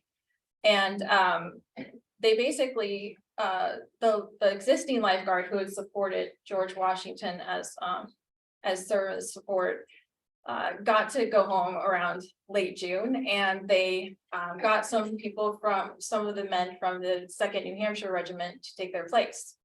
So a picture there, he was not a lifeguard at Valley Forge, but this is a lifeguard. So they carried the luggage and things like that. It was not a very exciting job, but I think it probably was a little better than being a weaving apprentice. So the family lore is that he was only 5'3", and at all these camps he used his weaving skills to darn George Washington's socks. No, I cannot confirm that, but that is the word. So after the war, he migrated from New Hampshire to Vermont and then to New York. So he was part of that Western migration, and he did file and receive a pension, which you can see here, underlined for genealogy purposes. And in the middle, it says waiter for General George Washington, 1783. So, okay. Second one, Stephen Fisher. He was a frontier pack horse master, and he received an early pension and then settled in Kentucky. So he was from Culpeper County, Virginia. And he was from an 18th century German family. So there was a significant German settlement in the first half of the 18th century in Virginia, and he was part of that. His ancestors were. He was in the militia. He served as a soldier and a pack horse. In 1775, he began active duty, and in 1777, he was serving on the western frontier in what is now known as Kentucky. To protect against the indigenous tribes who were allied with the British. So in 1777, he was wounded in a skirmish with the indigenous people. And in 1778, the House of Delegates in Virginia awarded him a 3-year pension for his wounds so that he could provide for his family. And the image at the bottom here is an 1827 copy of those minutes from the House of Delegates. So he was injured in the right shoulder, and it was backdated to probably the day that he was injured. So after during the war, towards the end, he returned to Kentucky territory. He must have felt better before the 3 years were up, 1779, and at the end of the war, he received a 400-acre settlement tract, or in 1780. He built an early fort, one of a few here you can see in the map, which was Fisher's Garrison near the Danville River. And he received an additional 1,500 acres before he died in 1817. So my final patriot, before I go to the Black Patriot, is John Major. So unlike the other two, John Major was kind of fancy. So he was a younger son of a Virginia planter family, and he served at Valley Forge and Monmouth. Not as common. His father furnished supplies. His ancestors arrived in Virginia in the early to mid 17th century. So they were definitely, from American standards, like old money. You can see there, that's an old money map. Service, it said John Major, he was younger son, so he probably needed to make his own way. He was private in the Virginia Continental Line. He enlisted for 3 years and he served about a little more than 2. In May of 1778, he was part of the Second Virginia State Regiment sent by the House of Delegates and the governor to join the Continental Army at Valley Forge. So he did not winter at Valley Forge, but he was part of kind of the tail end of that and probably got a lot of training with General von Steuben and the rest of what was going on there. In June of 1778, his regiment was part of the Battle of Monmouth. And then in the following winter of 1778, 1779, he was part of the Middlebrook encampment, which is in some ways kind of a worse case than Valley Forge. So after the war, in 1775, he received 100 acres of bounty land for his military service. He was not a slaveholder until after the war, but by the 1820 census, he had enslaved 27 people. And he had got his land in Kentucky. So both Stephen Fisher and John Major are examples of the fact that slavery kind of grew instead of decreased, partially because of the bounty lands. So final patriot is Plato Turner. He was an enslaved man who achieved freedom after fighting in Quebec, Valcourt, and Saratoga. So background, he is the 5th great grandfather of my friend and fellow daughter, Muriel Roberts, and she's a member of the DAR Manhattan chapter and also of the New Jersey African American Genealogical and Historical Society. Plato Turner was enslaved prior to the Revolutionary War. I could not find any information on where he was enslaved, but from 1776 to 1779, he enlisted with the 3rd Massachusetts Regiment. He fought in the battles of Quebec, Valcourt, and Saratoga. And in 1780, he re-enlisted with the 2nd Massachusetts Regiment. And so he served on and on, off and on, and then in 1773, he mustered out at West Point. And I'm kind of wondering if maybe he ran into James Gordon, because they were around there at the same time, but who knows? That's an image of Valcourt. So after the war, in 1779, so during the war, he was able to purchase a home on the outskirts of Plymouth, Massachusetts, in the New Guinea community. By 1783, after the war, Plato Turner, along with fellow Black patriots, Kwame Cash, Prince Goodwin, and Cato Howe, founded the Parting Ways Free Black community with their families. This community became a kind of example for future free Black communities. And his house, you can see here, it says the Berghouse Homestead, but it was actually known as the Turner Fur Homestead. And it was really kind of the center of that Parting Ways free Black community. In 1792, a few years after the community was established, the town of Plymouth granted 93 acres to the residents so they could be more self-sufficient and farm. So that is, so any questions? Yes. Can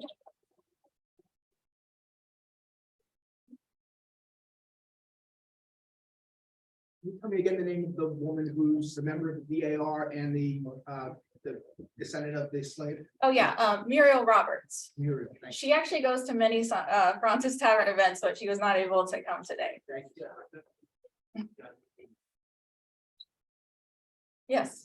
So did your ancestors who moved from further up south, down into the lower southern states, did any of them move there during the war? Because I had a lot of ancestors that did that, like they fought in Virginia, then they fought maybe like at a higher rank in the militia down down in the Carolinas, like, what was that a common thing in your ancestry as well?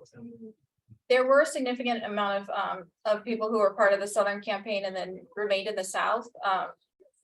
None of my ancestors did that, but that was a very common, South Carolina population grew after the war because of similar things. Yes. Do you mind sharing the current generation, like where all the family, like how and the intergeneration? Oh, wow. And also, how do you celebrate? Well, I mean, I'm a member of the DAR.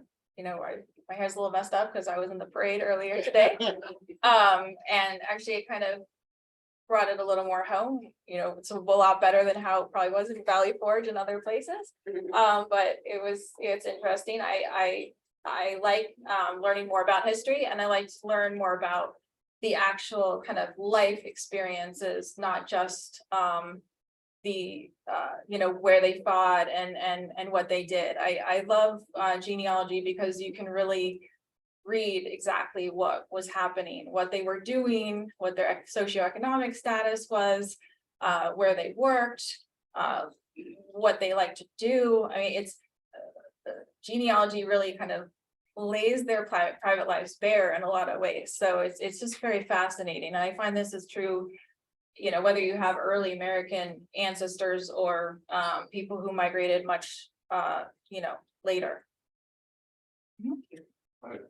Were any of your ancestors members of the Grand Army Republic or Sussex Infantry? Yes. Well, I don't know about those. I don't know about those lineage societies, but I had, I would say roughly 2/3 of my ancestors were unfortunately on the Confederate side. And about 1/3 of them were on the Union side. And it's just because the Southern side kind of like, they kind of, I don't know, they had more kids. Like I mean, it started off like kind of equal, but yeah, they started having a lot of kids.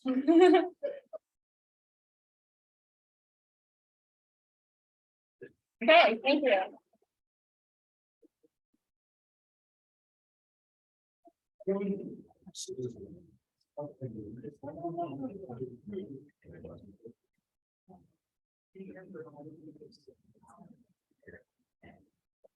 When Abby was putting this program together, she thought it was be a good idea, and clearly it was, to ask people from the Genealogy Society to talk about what's inspired them in their pursuit of history, because the genealogical societies, you can hear me this a little better, the genealogical societies are the ones who do a lot to keep the history alive. You just, for example, Fraunces Tavern is owned and maintained by the Sons of the Revolution, which is a genealogical society.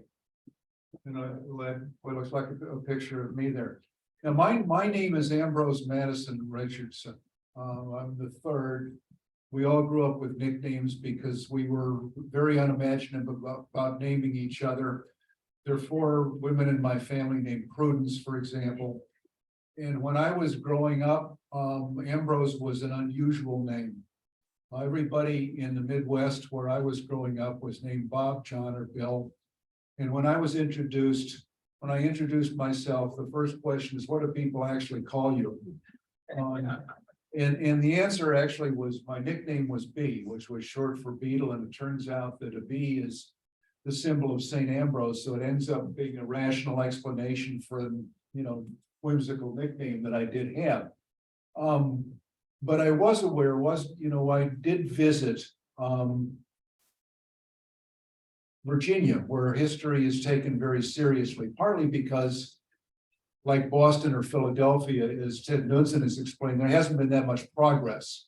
I mean, at least in the 1960s, Virginia hadn't been, I guess we suddenly realized that we were following a fox hunt in Virginia.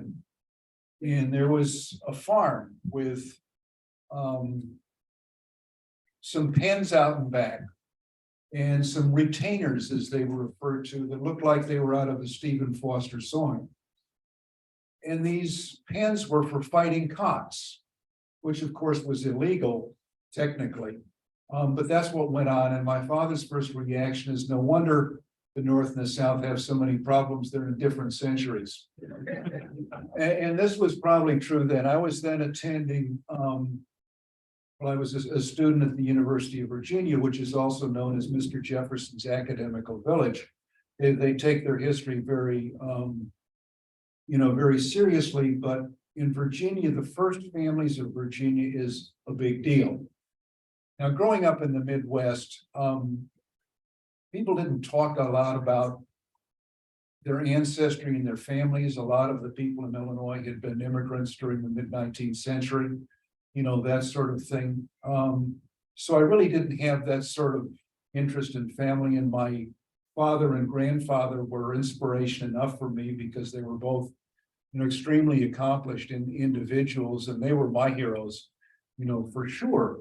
But we did get, when we were down there, we were touring Montpelier, which was the Madison family home. And the Montpelier that existed then looks, the land is the same, but the building was kind of different. It's been restored since the time. It was owned by a woman named, I think, Margaret DuPont Scott, who had made some additions to the building. And it was a little bit weird at the time. But I was made aware of my somewhat aristocratic lineage there, and discovered, of course, that in Virginia, everybody was sort of intermarried. The families they married each other to sort of keep the lines together. So when I moved my office downtown to Wall Street, I sort of figured, well, maybe I could get interested in this stuff. I mean, maybe Ambrose Madison was part of the American Revolution. We have Fraunces Tavern there. I'd always been interested in the history. I put in one of my biographies that when I was in the 6th grade, I had read all of the 166 landmark books at that time. I mean, the only reason I did it was I was racing another of my classmates to see who could finish it first. I'm pretty sure I was second. I think he beat me to go do that. But a lot of those books, you look back, they were pretty good. It was a wonderful series. And as kind of visiting the Fraunces Tavern, of course, was and is a marvelous place. And one of the guys said, "Did you realize that your great-grandfather was at Valley Forge?" Well, no, I did not. And there are books of these things, books of officers of people at Valley Forge. And you discover, okay, he was at Valley Forge. That's sort of interesting. Why was he at Valley Forge? Well, of course, Ambrose Madison, my grandfather, is the younger brother of James Madison Jr., who was famous for, the world's most famous arena and, a street that advertisers had their offices on. And he was the guy that sort of took care of things at home while his little older brother was off being a statesman.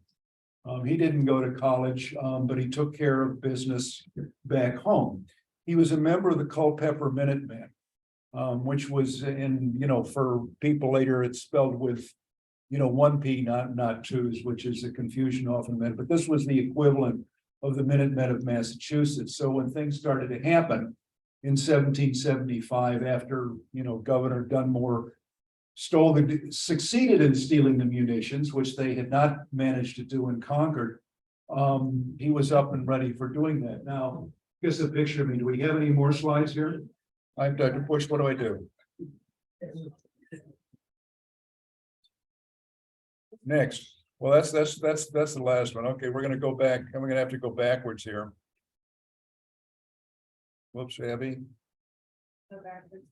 Okay, let's see what we got here. Okay, here we go. All right, so this is the Battle of Great Bridge. So this is when Governor Dunmore had left the land and was off on a battleship and attempted to sort of reestablish a beachhead in Virginia from his battleship. Governor Dunmore is famous for issuing the proclamation of November of 1775, which we reference here, which said, if slaves come to fight for us, they're free. Needless to say, this created a little bit of concern in Virginia, because Virginia was the largest state and had the largest number of slaves. It had about 40% of the slaves in the United States. So people were a little bit worried about slave revolts. And a number of people did come to to Dunmore's aid. And a lot of these people came to fought, and of course, as they discovered here and discovered at Concord, it's really bad to try to attach a bridge, which you can put a cannon at the other end of and defend. So this ended up, being pretty much of this was described as Virginia's Bunker Hill. It ended up at this point that the Virginians were very successful. The British were not. The British were largely decimated, but this was one of the early battles in December of 1775. There's a wonderful diorama at the American Revolution Museum in Yorktown about this. I mean, nobody outside of Virginia has heard of this, but it's a big deal in Virginia. That, along with Yorktown, so we have of course, they're the two successes that the Americans had during the American Revolution in Virginia. All of the other battles being pretty much disasters, that were there. But from the Battle of Great Bridge, let's see if I can find the slide here. Okay, this is a Howard Pyle picture, the Battle of Brandywine. He became part of the 2nd Virginia Regiment and went to Brandywine, which was, another battle where the Americans managed to not quite lose the war. This was like the second biggest battle of the war, the first biggest battle being the Battle of Long Island, where the Americans didn't quite lose the war, but survived to fight another day. This was the Brandywine, which happened on September 11th of 1777, was the second time when Washington had been outflanked by General Howe, attacked, surprisingly from the flank, and almost had his troops destroyed. But fortunately, some of the Americans made a strong stand, including the Virginia Regiment took a strong stand so that the rest of the army could survive. Anyway, Brandywine was then September 1777, from which we go to Germantown, which is a battle where the Americans tried to regroup. Didn't quite succeed. There was just a stone house that they couldn't quite get by. They ended up shooting each other in the fog of war and whatnot. But that wasn't a success. But the 2nd Virginia Regiment was there too, as was my grandfather. And let's see, where do we go next?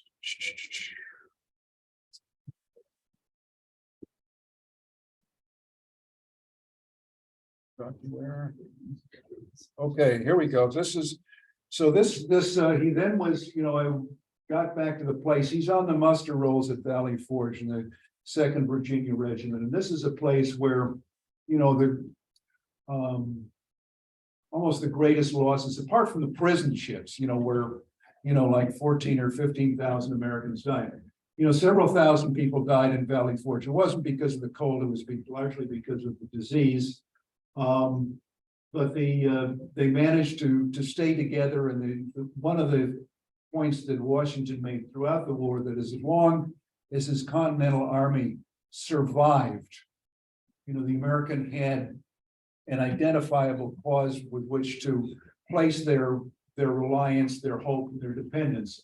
So they stayed alive then, and in the next year, in the Battle of Monmouth, which Melinda has talked about before, the Americans, I guess it was sort of a draw, but the Americans, had attacked the rear of the British column, which then turned around and fought, and General Lee started to retreat, and Washington stopped him, and the Americans took a stand, stopped the British, didn't finally pursue them, but it was the Americans held ground and the British left, and the Americans could kind of claim victory as a result of this battle in 1778. But once again, this was another battle for the 2nd Virginia Regiment. Now, fortunately for my grandfather,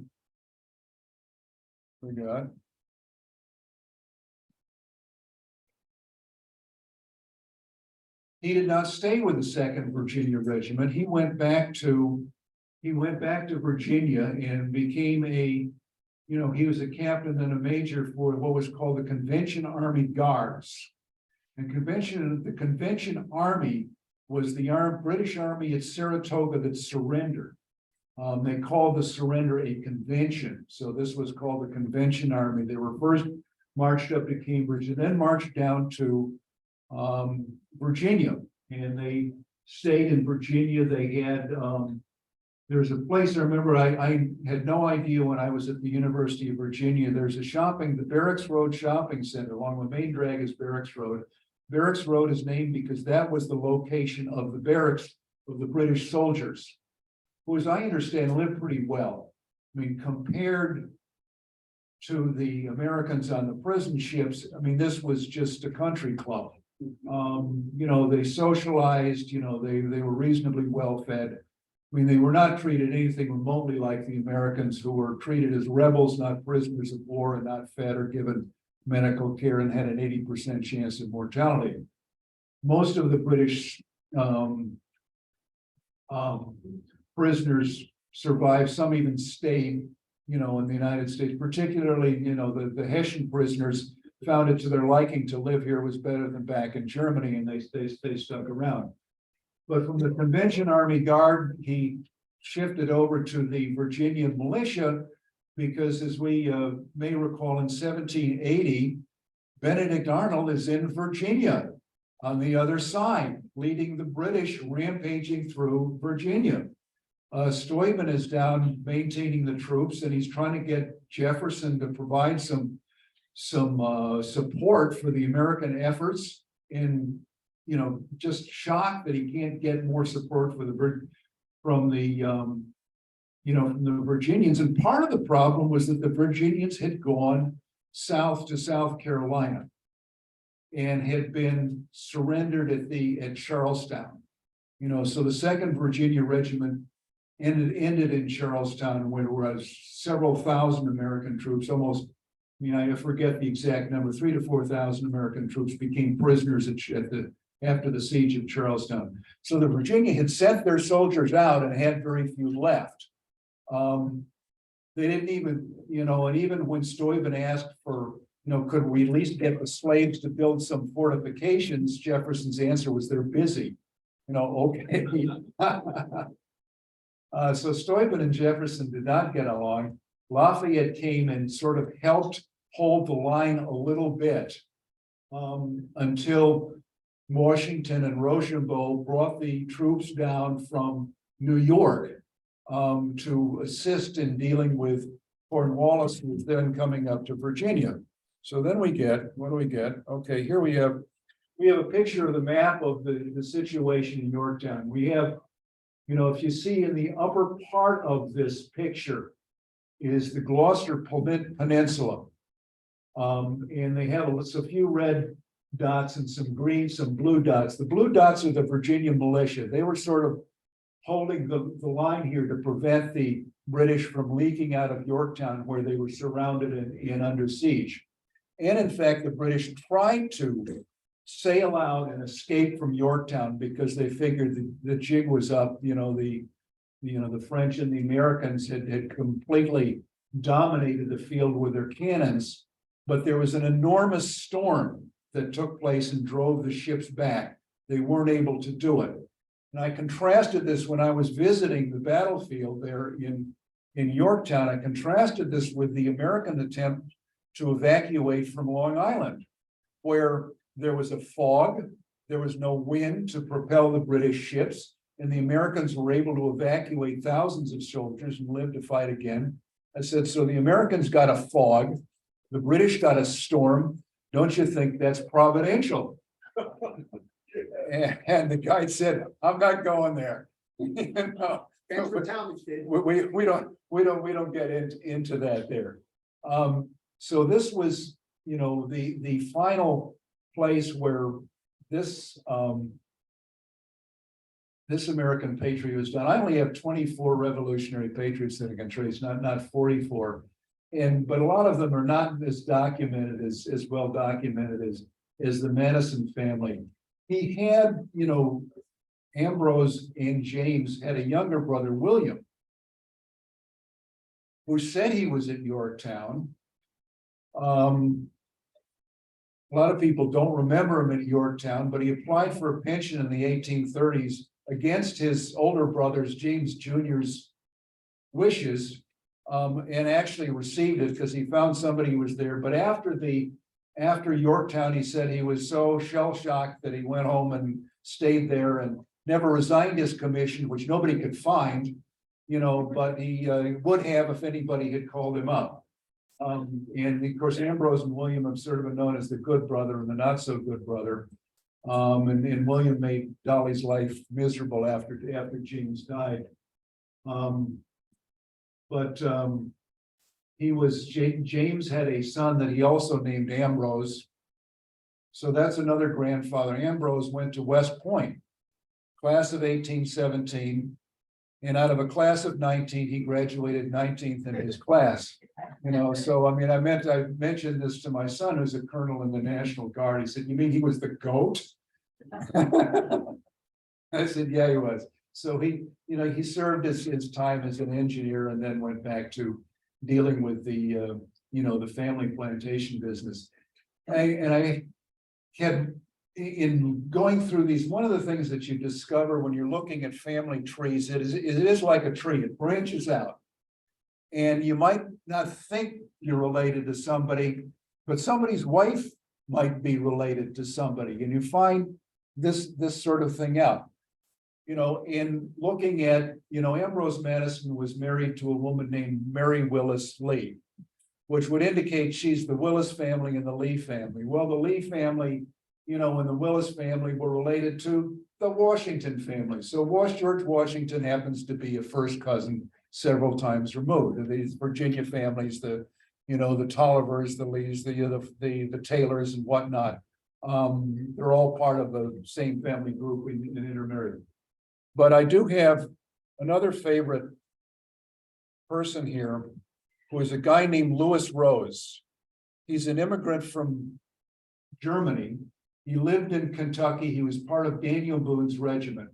Now we think of the Revolution as pretty much ending with the Battle of Yorktown, but in 1782 there was the Battle of Blue Licks, where the Kentucky militia, led by Daniel Boone, although Daniel Boone wasn't leading this part of it, he said this is a mistake.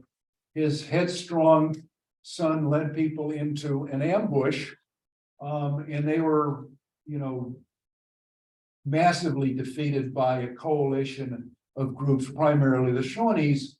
And my grandfather, Louis Rose from Germany, who was a captain in that militia regiment, was captured by the Shawnees, forced to run the gauntlet multiple times, sent off to Fort Ticonderoga, which the British then held, was gone for over a year. His wife gave up on him, sold his belongings, remarried, and then he came back.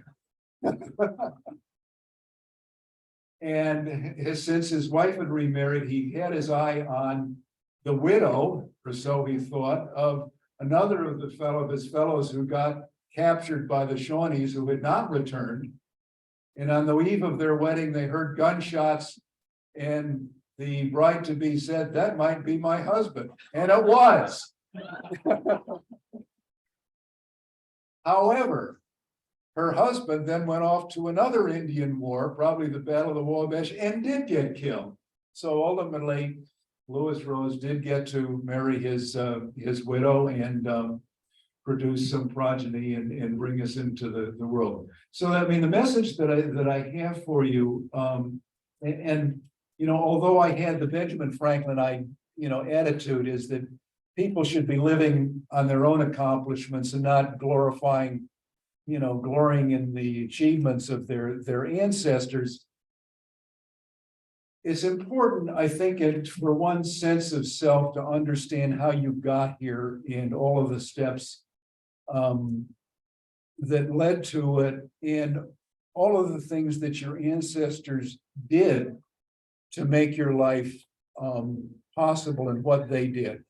They lived through and survived a lot of the historical events and crises that we read about, and you think, oh my God, they were there. I mean, they were starving at Valley Forge. They were being shot at a number of occasions. They were fighting hand to hand with Native Americans, doing all of these things, and they survived, and they did those things which have created the institutions and the lives that we enjoy today. So anyway, I thought, Debbie thought this is something that you know, kind of contributes to our history, and I'm glad that it does. Thank you very much.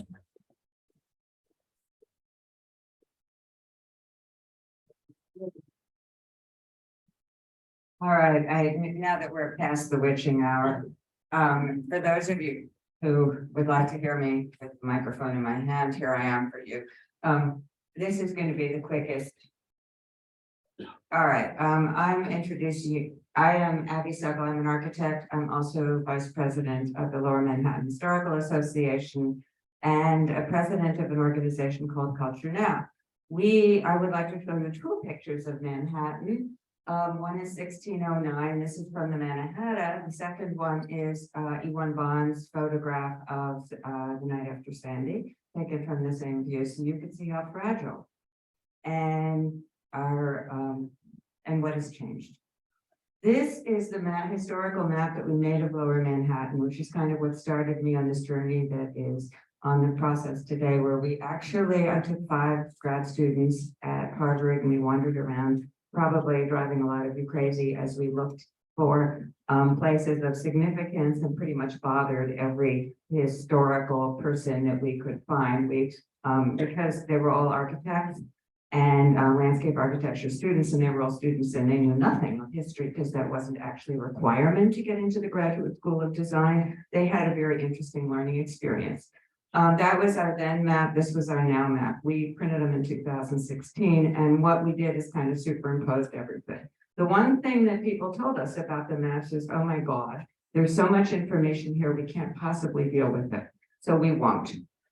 And the maps are, so we spent the last few years, and COVID kind of helped, taking a look at how the city has changed and then saying, how do we reimagine all the history and the place with which you're at? And we have been building, if you will, a digital museum of the world outside. And essentially the whole idea is, could you look at the world from your phone?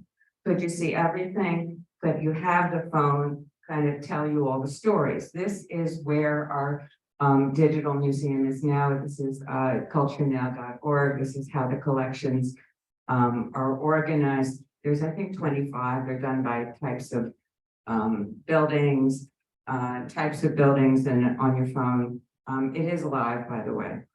This is a historical building. We like to show everybody Federal Hall. And the reason we do is because it's a building that has a story over time. It's got an architectural thread about it. It was, as you know, one city hall.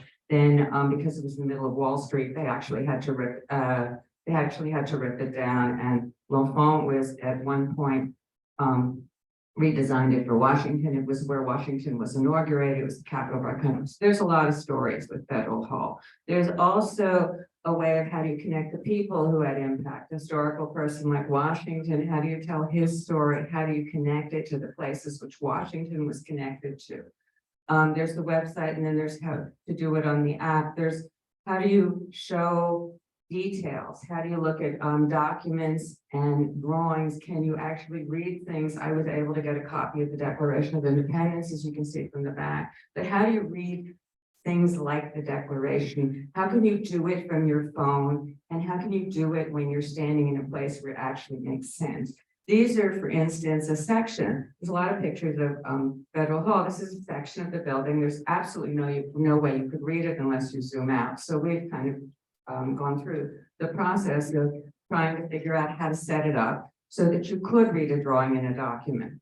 And you can do it easily. How do you listen to people? There's about, 2,000 podcasts people have recorded already. They're all live. Some are better than others, but that's the latest. You can make playlists.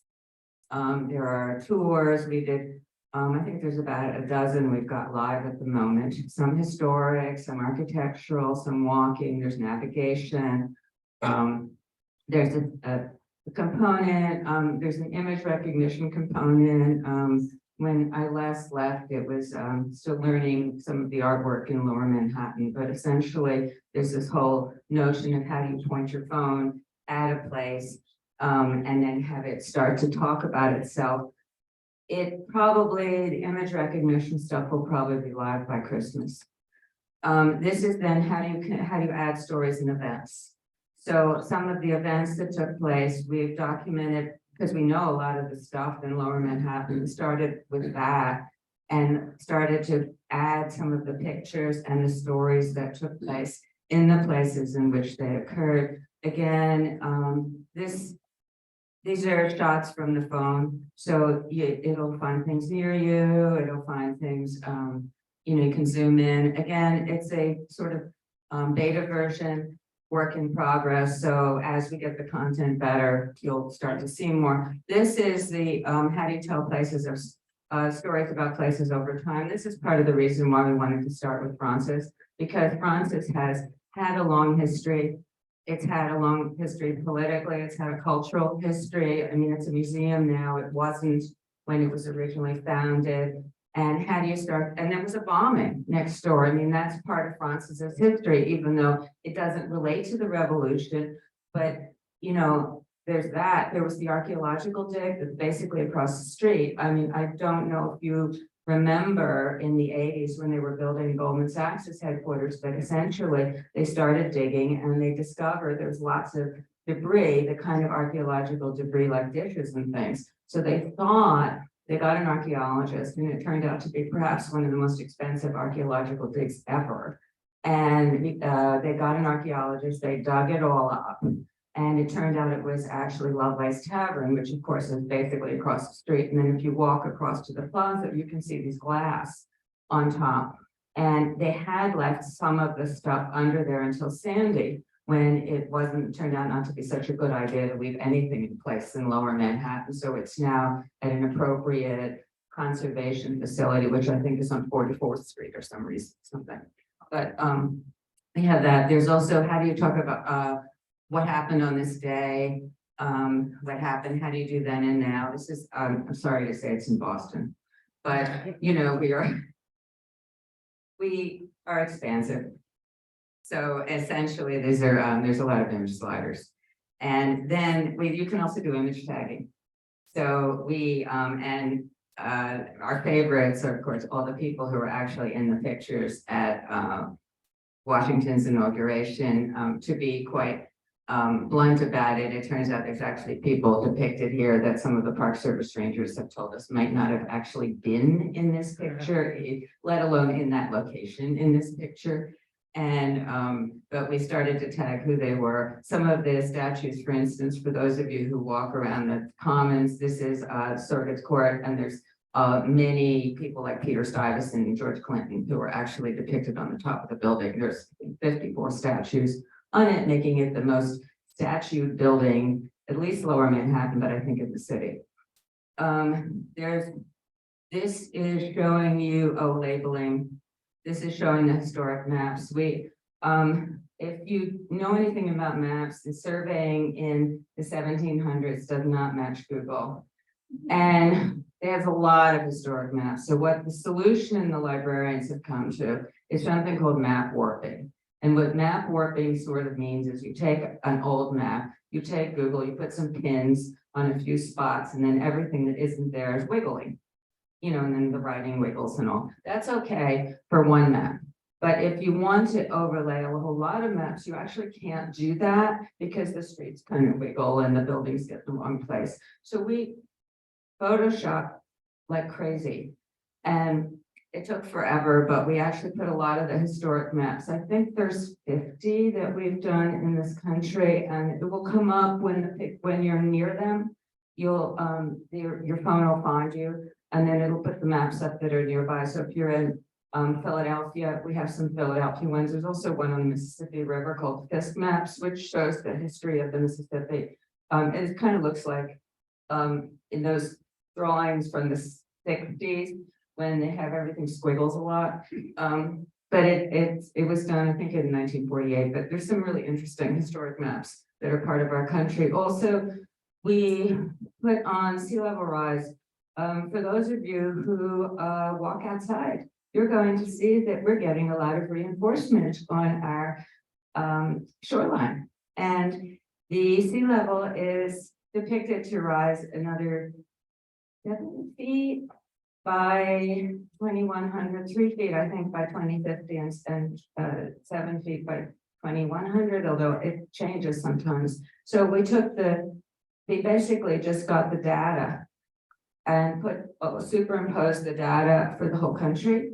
So you can see what the changes are. Also, there's some things we've been trying, like because we have we can do the GIS mapping stuff. So we started looking at the evidence of wildfires around America and stuff like that, because that actually impacts our cultural heritage, and started to figure out what the incidence was.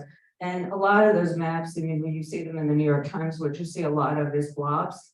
And it kind of look like, COVID looks sort of like a disease when you looked at it in the New York Times. So you don't really pay that much attention to it. So the question becomes, how do you take stuff like that? How do you take that kind of data? How do you overlay it with history so that you see where did the thing happen? What is our cultural history? What do we need to preserve? And then, what are the factors that influence how things should be changing? So having said all that quickly, I just want to turn around the story of the Declaration of Independence. Everybody knows. The one that we have in the back is the first one printed in New York by John Holt. And it was, the original copy was actually approved on July 2nd in Philadelphia. Then everybody went off to John Dunlap, the printer. And I think this is the copy under the Declaration Committee. And the first copy was printed, I think they re-edited it. It was probably printed by the 5th. And then it was sent, Hancock ordered it sent to all the troops to listen to declarations. So they took copies up to New York, and then John Holt printed some in the newspaper. The distinction of this particular one is that it's the first government document that actually has a border around it. And also because he felt that it should be something that you could put up and display. It's felt that there are very few of them left because, unfortunately, about a month later in New York, there was the Battle of Brooklyn, and that was the end of New York, and many of the declarations did not survive intact. But the other 4 that are found are mostly in places like the National Archives. There were printers all over the colonies, and John Holt ended up printing another 500 copies the next week. The first public reading was actually in Philadelphia, but you know that. And then the one in New York, of course, we talked about. So this is on our map. We have the Trumbull painting. We labeled who all the people were, and then you could look at them. We have to thank lots of institutions, either because they returned our emails or suggested that we should use their logos or some combination.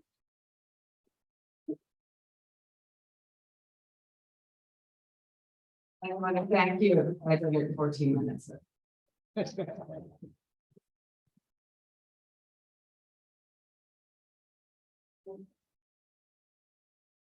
Thanks, everybody. That concludes today's remarks. Again, please take a look at both declarations at the back. We want to thank Seth Keller for loaning these to us from 2 private collections. They'll be here through the 10th. And then if you'd like one of your own, please contact Seth. He has a lot of things in his private collections that do need to find home. So more than welcome.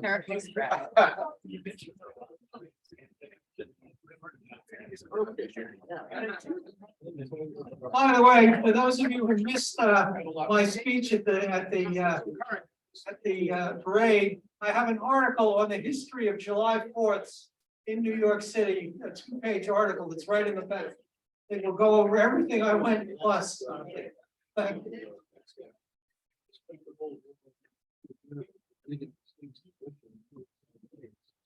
So are you sorry about? Obviously, say our